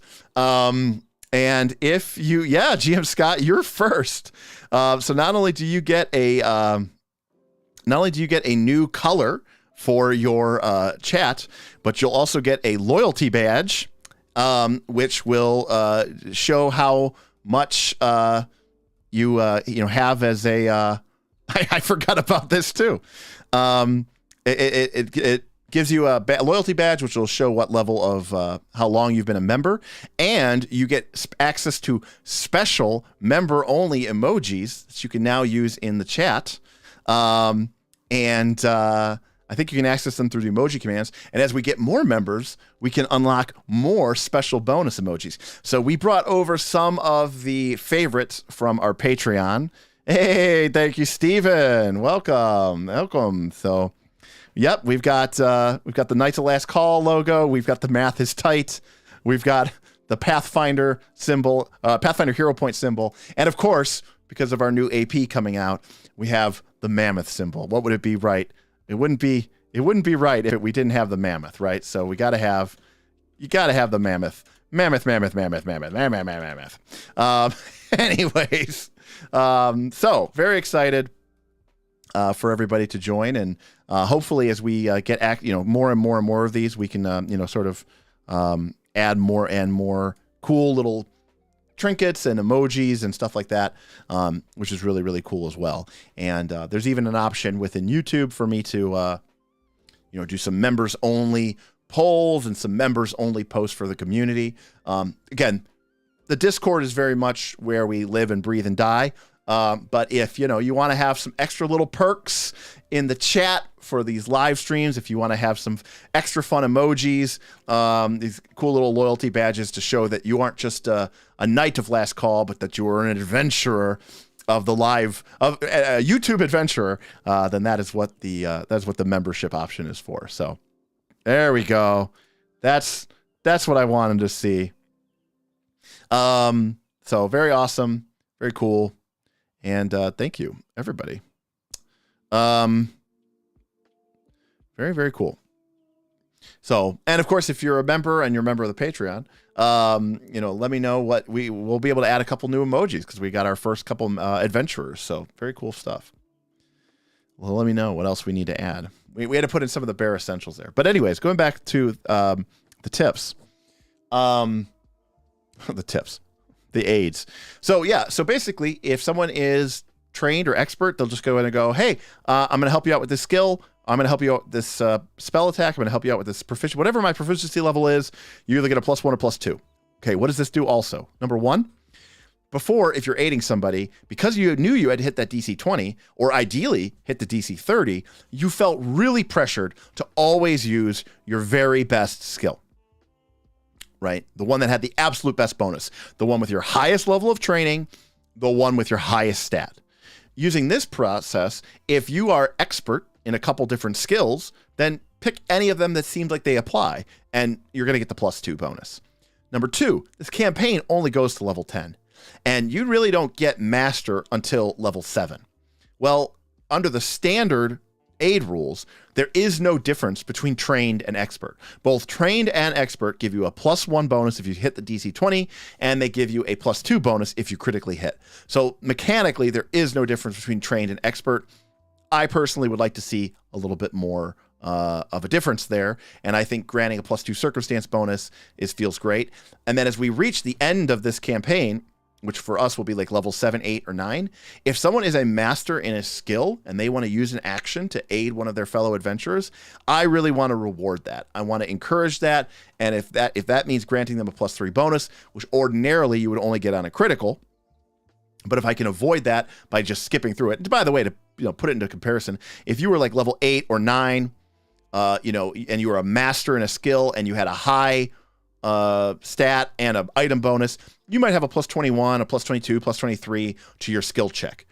So you were critically hitting on a 7, which would be a +3 bonus.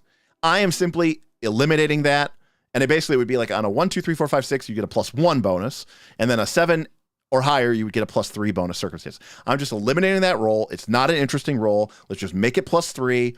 And let's avoid the roll. That's one less thing in Foundry to slow us down. It's one less thing to take away from the dramatic moment of the player whose turn it is, who's about to do this cool thing. We can keep the spotlight focused on them. We don't have to crowd the chat with just a bunch of extraneous, dice rolls. People aren't trying to like figure out what bonus is the high. Like, we can just skip all that and just say, I help you out.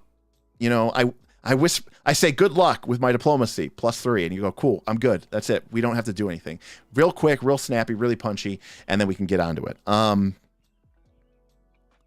Yes, it also prevents the person aiding potentially rolling high enough to succeed at the base check and then leaving the person that aided failing, right? That's the other classic example. I have athletics. I'm going to aid you. I roll a 19. I get like a 31. I aid you, but you rolled a 4 and you fail anyways. That's just a really wonky thing. Let's just make it 1 die roll per check or 1 die roll per skill and just, leave it where it is. I think it'll work out really well. But on a high level, that is basically the only rules currently that I am enforcing.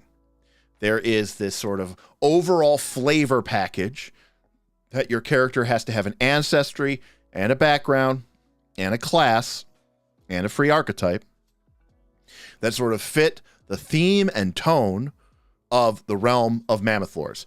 If you do not have a character that fits that theme, then it is very important that your character sort of embrace that other area.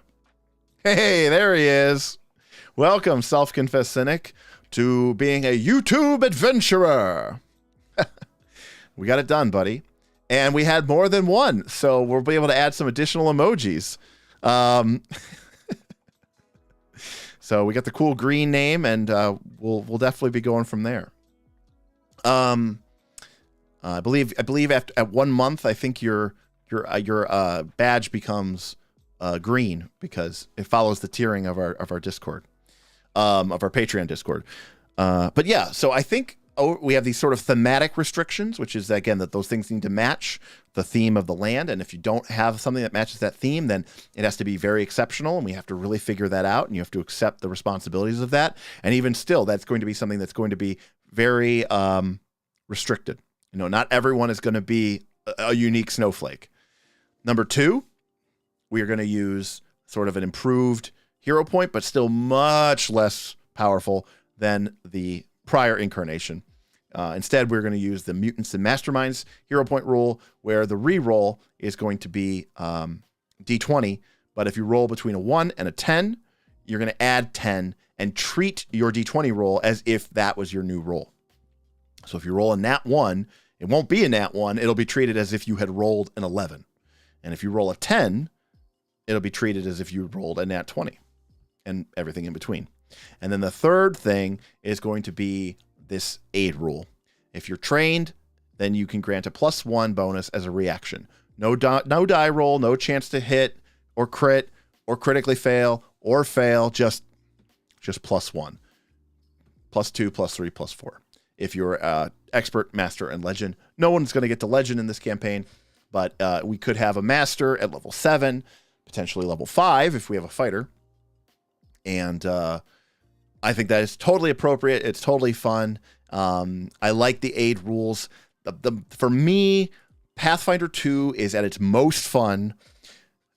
And I don't know if I could speak to, if you feel the same way, but when there is a creature and you have a barbarian with power attack, or in our current campaign, an inventor who's overcharged and they have megaton strike, which is basically power attack, and they've got a maul, and you go, hey, we're going to flank it. Okay, -2 circumstance penalty.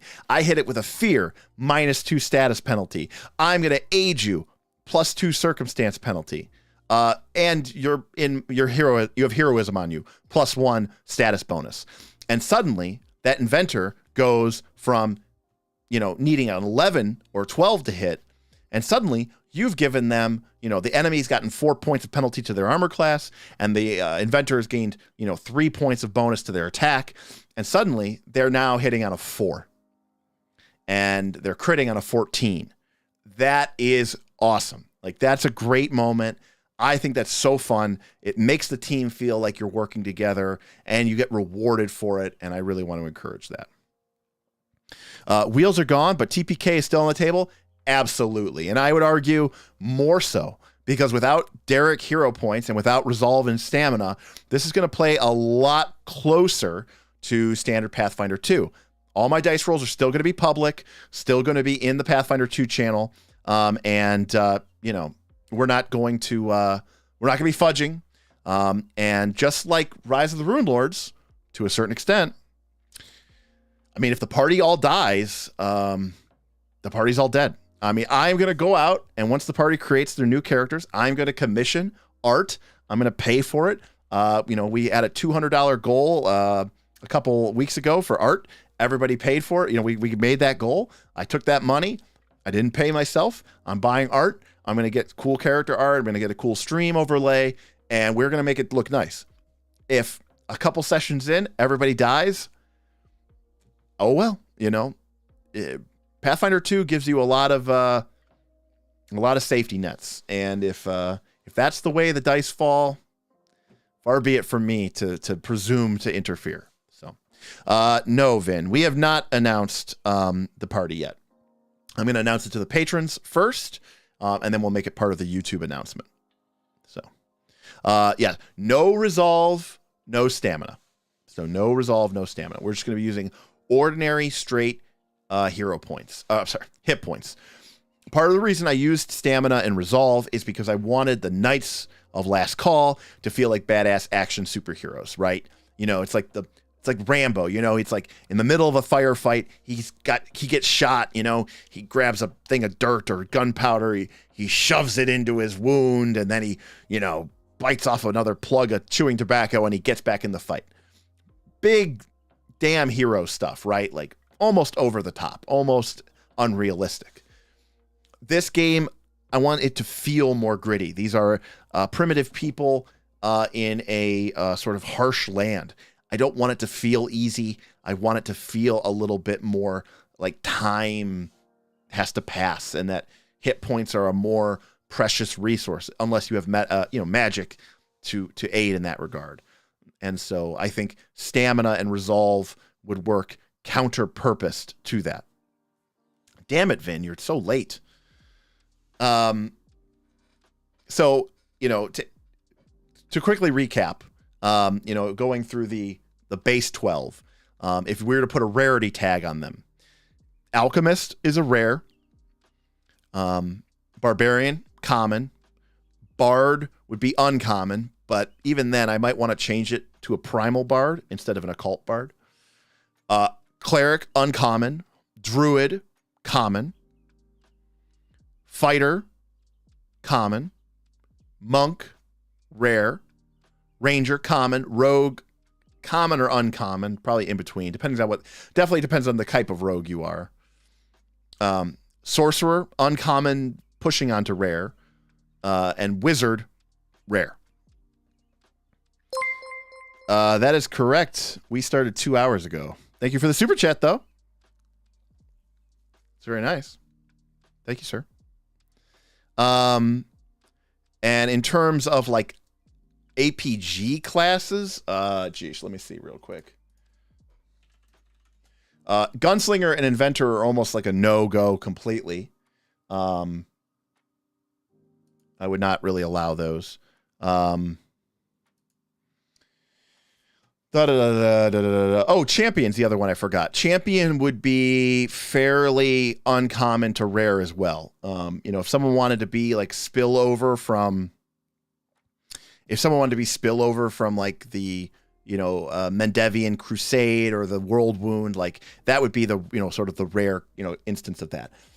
Magus would be rare. Oracle could actually be pretty common. I think that would actually be cool. I mean, I don't think the class is very compelling mechanically, but I could see them being more of an Oracle-based society. I'd like to hear what you think. Investigator, rare, even the player's guide tells you that they're probably not really great place for it. Summoner, according to the lore, apparently are somewhat more common. But I don't know as much about that, but Witch would be almost disallowed completely. And Swashbuckler, I think, would be very rare as well. Now, Galarian, you asked a great question. Alchemist equals rare. What about an herbalist medicine man? That sounds very fitting to me. I agree. That would probably be like the one instance where I think someone could get away with an alchemist. And I think that would depend on the combination of their class and free archetype. But if somebody was sort of a medicine man, an herbalist, a gatherer of rare herb, like something like that. Like if someone wanted to be like a druid, free archetype alchemist or something, I don't know. But like that would actually be pretty cool. And I think we would just be really restrictive about what recipes were available to them, right? There would be some recipes that in the book are listed as common, and I would say that they are uncommon or rare. So yeah. Well, the problem with Witch, self-confessed cynic, is they are. This is a land that is bordered by Irison, which is a land of right, Ben. Well, hold on. Witch feels uncommon. Yeah, so witches are rare because, or completely all disallowed because the society is literally next to an evil, hostile land of witches who are really, really horrible people and try to kill these people. So they wouldn't be respectful to them. The Oracle is more uncommon simply because this is a land where people don't have the structure to really study spellcasting. So something like an Oracle just sort of innately gaining these abilities as sort of a divine gift from the gods is a little bit more appropriate. But that being said, it's still a little bit subject to what mystery they follow. That's why I said, Ben, the list of recipes would need to be highly curated, right? All the bombs, the Hulk, the mutagens would probably be uncommon or rare and would not be something that they could get. If they somehow ended up leaving, the realm, or they met some foreigners or strangers and they somehow gained access to this, then that would be more appropriate. But as default, I think you would be limited to just your, elixirs and your healing potions and things like that. Not your mutagens, not your Dr. Jekyll stuff. That's what you were telling me about. Summoner could be fit because of this tradition of the God Callers, but again, the Summoner is not very mechanically compelling, at least in my experience. So that's kind of where we're going with the classes. And free archetype is free archetype, but it has to be thematic. It has to fit. It has to fit with this culture. It has to fit with these people. It has to fit with your background. It's not just a car op, play. It's not just a car op build. And it's subject to all the same restrictions and stuff as everybody else. If anything, I would say that in the context of the game, the heroes, I hesitate to even call them heroes. They all start as initiate of basically being scouts for the following, which is like a mega tribe that they are a part of. If anything, their class and or their free archetype should reflect the fact that their role in society has been towards building towards being some sort of scout or some sort of almost like an advanced unit of a reconnaissance unit, a night, that kind of thing for the gathering. And so their free archetype or their class should reflect that. Like if your primary class is ranger, it does a pretty good job of sort of reflecting your role within this sort of tribal structure. And maybe you could be a little bit more freeing with your free archetype. But if your class was, let's say, fighter, maybe your free archetype is something more like scout or rogue or something to sort of maybe help reinforce that broader tribal role of scout.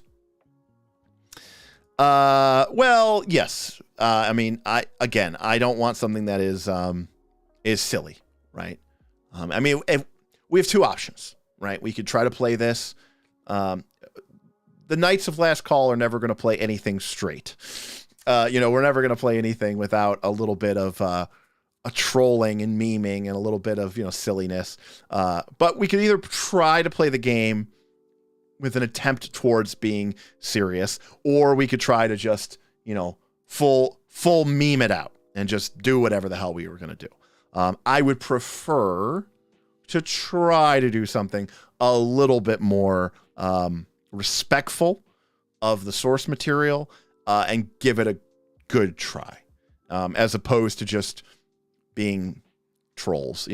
God knows that we do that all day on the Discord anyways. Thank you for putting up with people like me and people like Smith, because it's tiresome.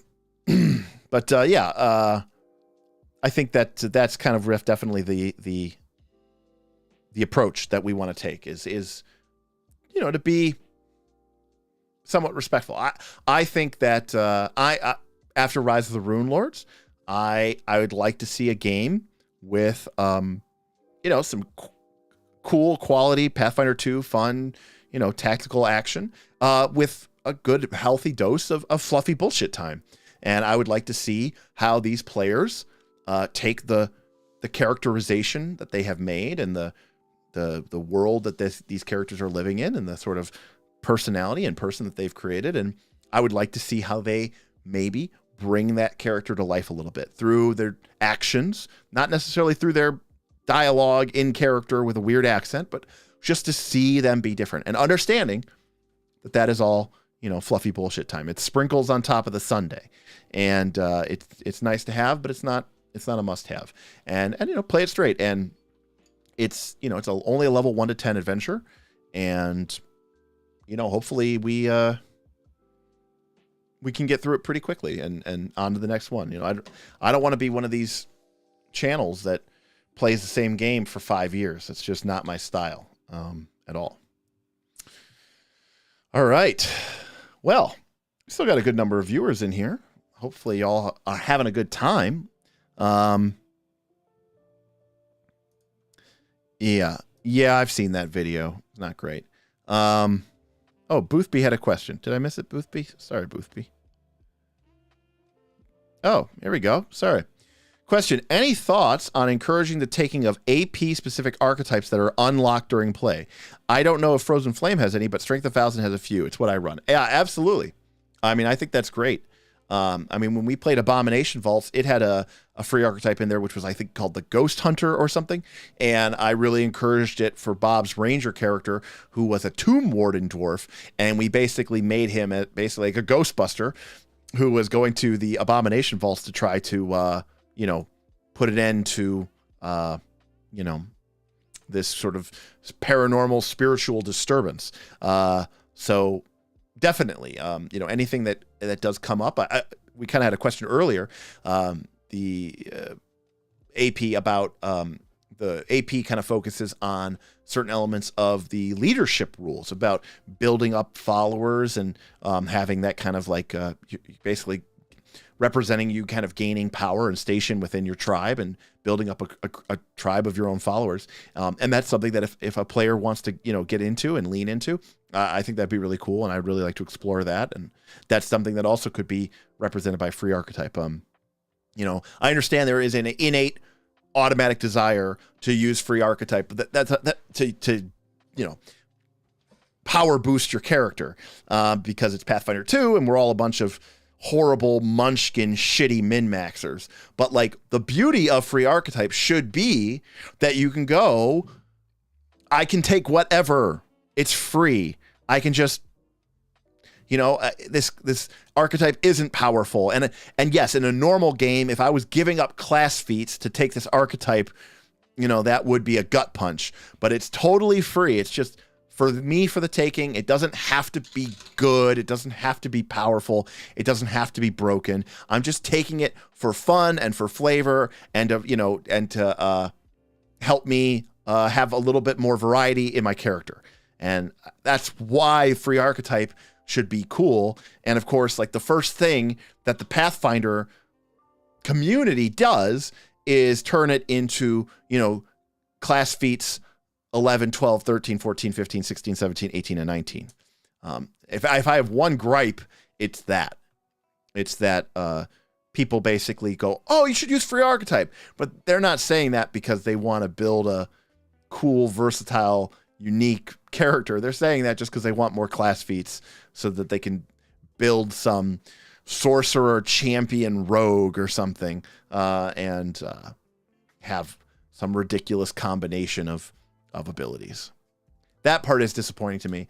And I would encourage that because they're only getting to 10th level tops. I mean, they're only going to get 4 or 5 of these archetype feats. So it should be pretty hard for you to really get too crazy and too ridiculous. I think the biggest thing, and we've got 51 people here, so I'm going to put a poll out. I'd like to know what you all think, especially if you are people who've played a lot of Pathfinder 2. Maybe you've watched us play before. But given the nature of this game, tribal people, primitive people, nomadic people, there aren't what I would call... Nice. Very nice, Vin. Shout out to the other Sorcerer Champion Rogue players. I have 2. Yeah, I mean, that tells you everything that you need to know about that. So, horrible.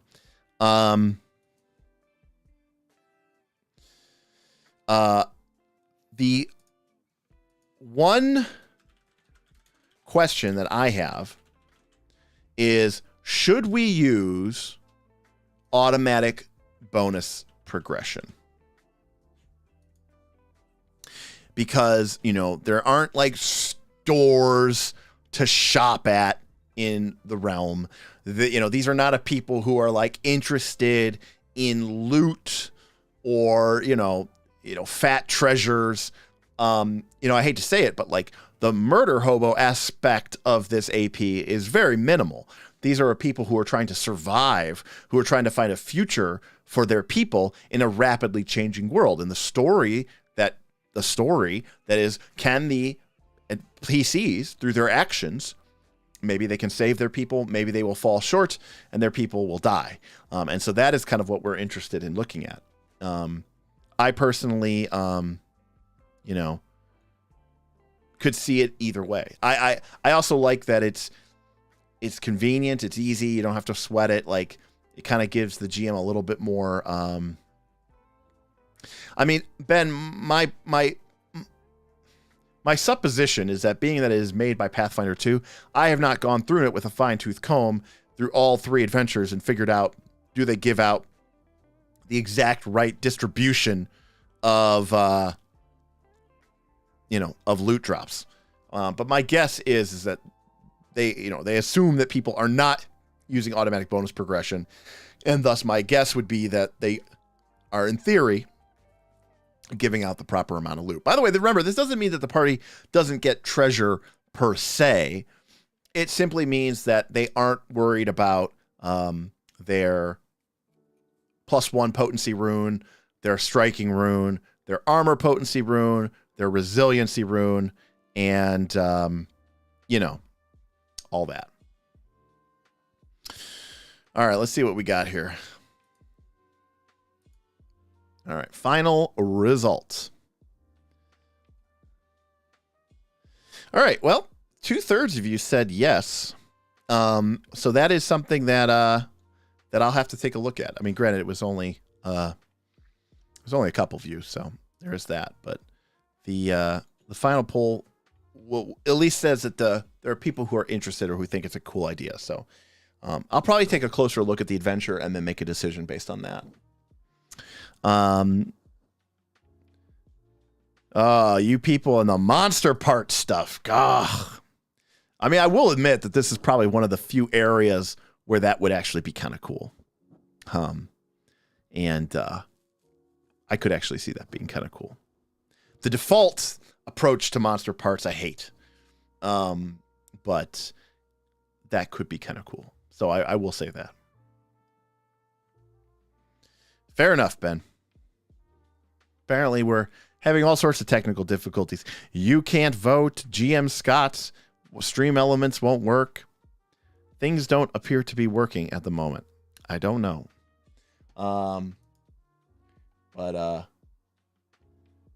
But yeah, we haven't gotten a tip in a long time, GM Scott. So it's maybe it's down. I don't know.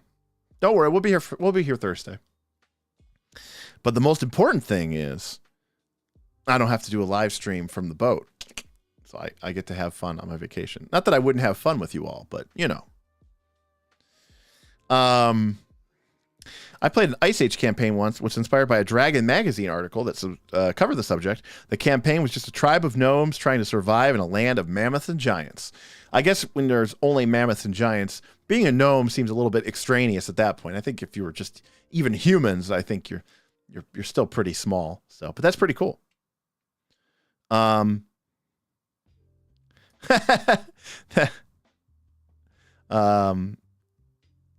It doesn't matter what the AP drops as loot if your party doesn't stop to loot things.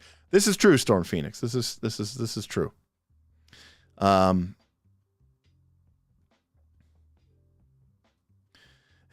Night monster part system.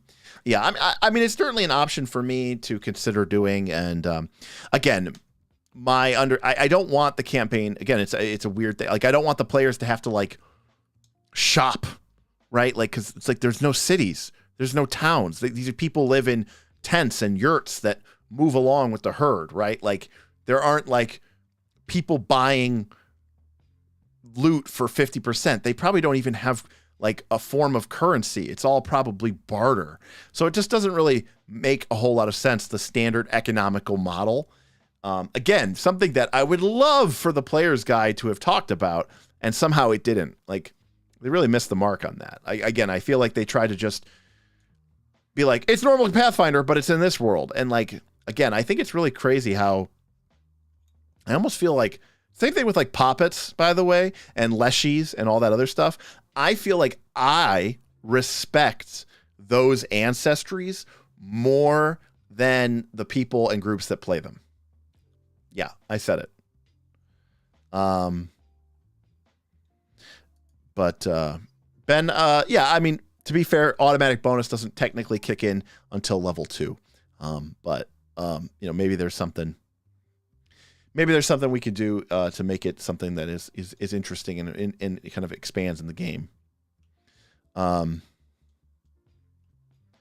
Yeah, again, I just want to, like, these are not people who barter and, you know, who treat magic like the commodity that we typically think Pathfinder 2 is, right? Where magical items are basically like less valuable to you than an iPhone, right? Okay, so Elgis says, player guides are a great idea, but sometimes they miss very vital things or miss the point of the adventure. Same with Age of Ashes, I felt. Yeah. And it's because they don't want to turn people off, right? They don't want to tell people, this is what this campaign is about. These are the things that you should play. These are the things you shouldn't play. This is how, you know, they don't want to tell you how to play the game. They should, because you'll have more fun with it. But in my experience, when a game is more focused, Steve Jobs said in I think it was like an Apple conference. It was just to Apple employees. And somebody asked a question about some project that had been killed. And he said that, you know, that was an important part of growth. And he said, that's what focusing is. He goes, people think focusing is about saying yes. And he said, Steve Jobs said, focusing is about saying no. That's what focusing is. Focusing isn't about what you say yes to. Focusing is about saying no to everything else and only leaving behind what it is that is important to you. And, I think restrictions breed creativity. And I think that, it helps reinforce that element. And so, again, I really want to see, the players, dig into this realm and bring it to life. I don't want it to just be another Pathfinder 2 game that just happens to be in this land of, mammoths and possibly dinosaurs, and it's, frozen, right? So that's good. Hachukin, I think that's great. I think that I give that an A+. That is exactly what I would want to see. That's exactly how I'd want to see it, So, and again, part of the reason I play these games is because I want to see characters. I don't want to just see characters overcome severe fights and moderate pluses and manage their resources accurately over several encounters and spam treat wounds checks. Like, that's not why I'm playing this game. Part of the reason I'm playing this game is because I want to see how these players portray these characters. I think that'll be fun. And I hope they lean into that, and I think they will. So, all right. Well, it's 9:00, and we had a pretty cool, fun little stream here. Thank you for the tips. I'm not going to close off right away, but I want to say thank you to everybody who's participated today. Thank you if you tipped, if you super chatted, if you are now an adventurer and you've decided to join the Knights of Last Call on YouTube as an adventurer. That's really cool. We're looking forward to that. And of course, we'll be able to expand our emoji selection, which will make it more fun during these live streams. I'm sure we'll have a lot of inside jokes, which will be fun going forward. But the new AP is going to kick off in May. We're going to do a session 0, and then we'll go from there. Once we get that settled, we want to launch a second game, something that isn't Pathfinder 2. But, you got to learn to walk before you learn to run. So we're going to launch one game at a time. Something that Knights is pretty bad at is trying to do 10 things at once. Not getting them all done. So we're trying to get better at that. And what else? Let's see. Oh, yeah, the Patreon. If you're not a member, you should be. We got a lot of really cool options in there. We've got a community game called Northern Reaches. It is a Pathfinder 2 mega game. We have over 50 players and GMs signed up who play in a persistent world. And it's pretty awesome. We ran 5 or 6 games the first week. We ran 6 or 7 games the second week. It's real time. One day in the world, our world is one day in the campaign world. So it's a persistent clock. We have characters who take actions, and those adventures impact the whole world. It can unlock things for the whole game. Everybody's sort of playing in the same world. You can play with different players. Really, really cool. My salute to Mr. Aaron Smith, William Brandis. He has been sort of the head overlord who's really been overseeing a lot of that, all of that, basically. And thank you to all the GMs who've been running these wonderful games. Some of them are first timers. Some of them are experienced vets, but everybody has been contributing. And, we've been having some really fun times and some interesting emergent stories. We don't have a master plot. This is the opposite of an AP. We are letting the game unfold organically. The GMs are coming up with ideas, and we're sort of on the fly in C2. We are sort of taking these different ideas, seeing how an adventure played out, and then wielding that into into an ongoing narrative. And it's going to be really cool. It's one of those things, like I explained it to one Patreon member as it is a story, but we won't know that until we look backwards and see what we've created. But there's no going forward. It's just only when you look backwards can you see what the story was, because it's all being told extemporaneously, and it's really, really cool. Hey, no, that's fine, KC. You know that. It's fine. Queer art house RPG time? If yes, then based. I mean, it's very highly likely to be a queer art house RPG. I mean, I'd love to play Monster Hearts. I'd love to play some sort of Powered by the Apocalypse game. It'd be fun to get some Dungeon World in here. I love, Thirsty Sword Lesbians, Monster Hearts, Night Witches, just some really weird masks. I mean, all really, really great fun games. Love to see them. Would love for it to be Monster Hearts. Yeah, maybe we'll start off with that. Maybe we'll just do Monster Hearts isn't a game that I would want to play for, 5 or 6 or 7 months or something like that. It's a 4 or 5, 6 session game, I think, is how you have the most fun with that. Hey, Chris, listen, everything helps. If you can't support, just like, subscribe, the jizz, it's good. It's all good. Mega Game is awesome. And definitely want to sign up. If you do want to sign up and you want to be part of the Mega Game, you have to sign up as a knight. We have a Squire level. It's only $3 a month, but it basically just gets you to the Discord. It's kind of like a trial run, if you just want to participate in the chats. But if you want the bonus content, all of our extra videos that we've released, we do one bonus content video for every video that we release on the channel, where we go more in depth or talk more about things. If you want access to our exclusive monthly live Q&A, if you want access to the Northern Reaches game, you have to at least be a knight.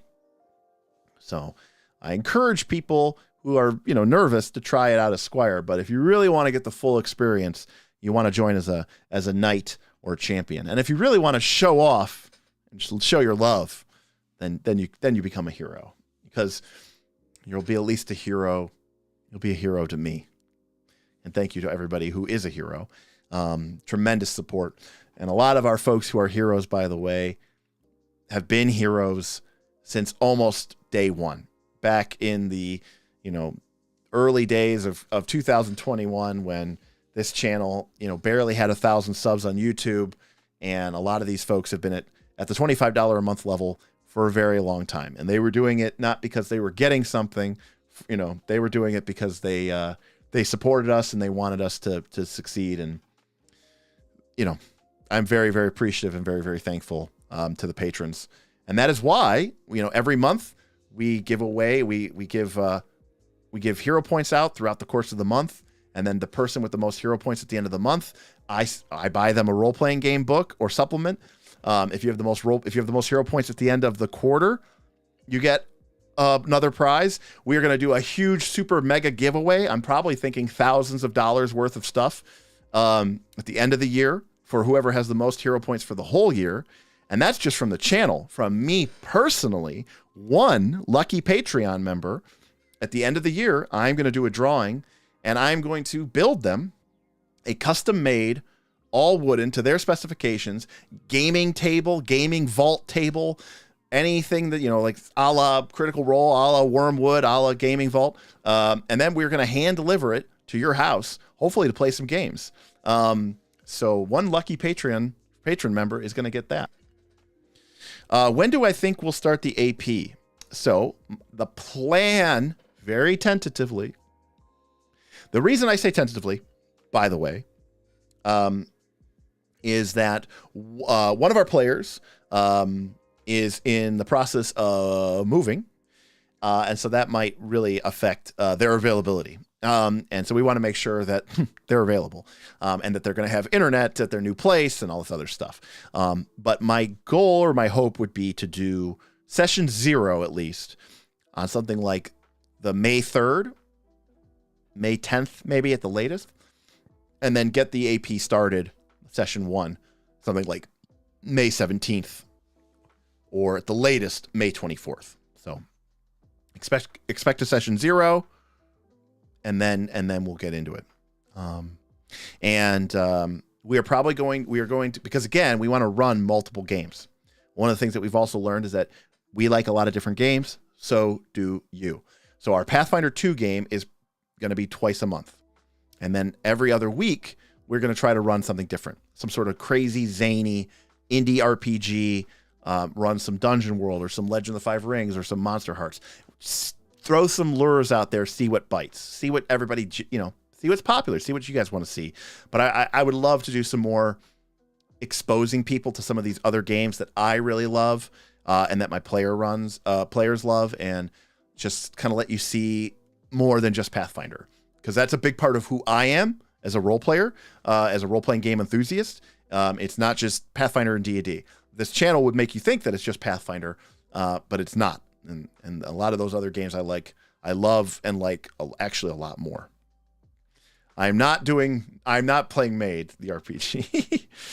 What prep are you planning to do personally to run this AP?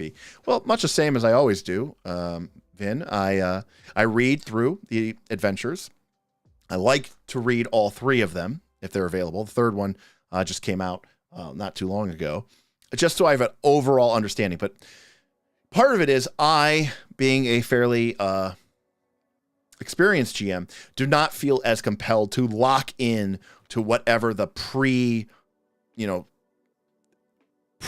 storyline is. But I do want to understand what are the main characters and what are their motivations and what are they doing. That way, if the players do something differently that might affect things dramatically, instead of trying to steer them back onto the correct course, I can respond in kind. I mean, to be quite honest with you, this is going to be a huge break from Rise of the Rune Lords, where I had to custom convert every monster into 2nd edition mostly, and custom build all these NPCs from scratch. So, Paizo in the house. Yeah, Bard with the Warrior Muse. Yeah, that would be awesome. Like, definitely something like the Maestro Muse and things like that doesn't seem quite as appropriate, but I think, or like maybe the Polymath, but definitely the Warrior Muse could be pretty awesome. Ben, take care, buddy. Brett's Forbidden Lands is amazing. I love it. There's so much I love about that game. There's so much I love about the Year Zero engine. It's incredible. It's amazing. But yeah, I think we might end up with a Bard. Someone I know is interested in it, and we'll see what happens with it. So I think that'll be really cool. But yeah, so for me, for prepping, I like to read it. I like to understand what the motivations are. I don't want to focus on the plot or the storyline, because again, I am totally comfortable taking a game in a completely different direction and ending up with something that most people would look at and say, I don't even recognize that as Quest for the Frozen Flame, because my group did something drastically different. But that being said, I like to be familiar with the monsters and the creatures. And one of the things that I am trying to do with this game is play it a little bit more strict in terms of the sort of rules as written, and see, it's been a while since I've played a Paizo Pathfinder 2 official thing. And so it'll be nice to see how much they have grown and developed their writing and the strength of their encounter building, and, offer some thoughts or reviews on that. But for the most part, I think I'm just going to play it pretty straight for the first couple levels. As we get out of like Adventure 1 and we start going into Adventure 2, if there are things that I think I need to tweak, monsters that I might need to rebuild, NPCs that need to be changed, house rules that need to be implemented, that'll probably be the time. And more than likely, I'll probably be using the Patreon as a sounding board to figure out what that right play or right move is.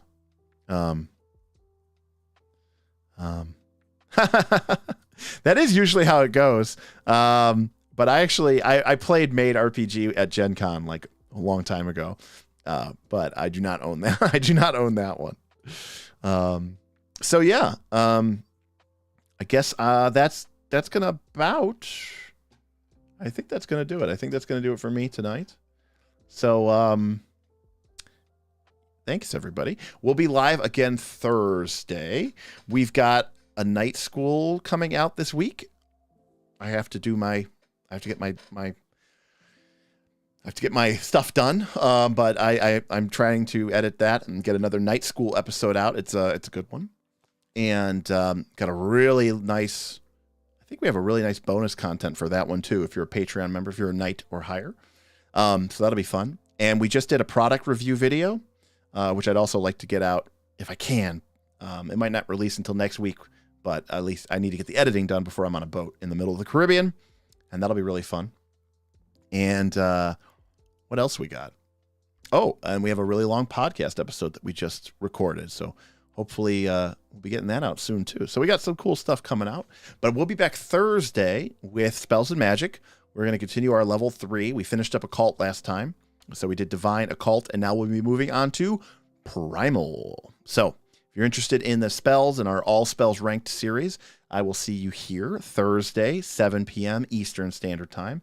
And, until then, I want to say thanks to everybody. Thanks to our patrons. And we'll see you next time on Knights of Last Call.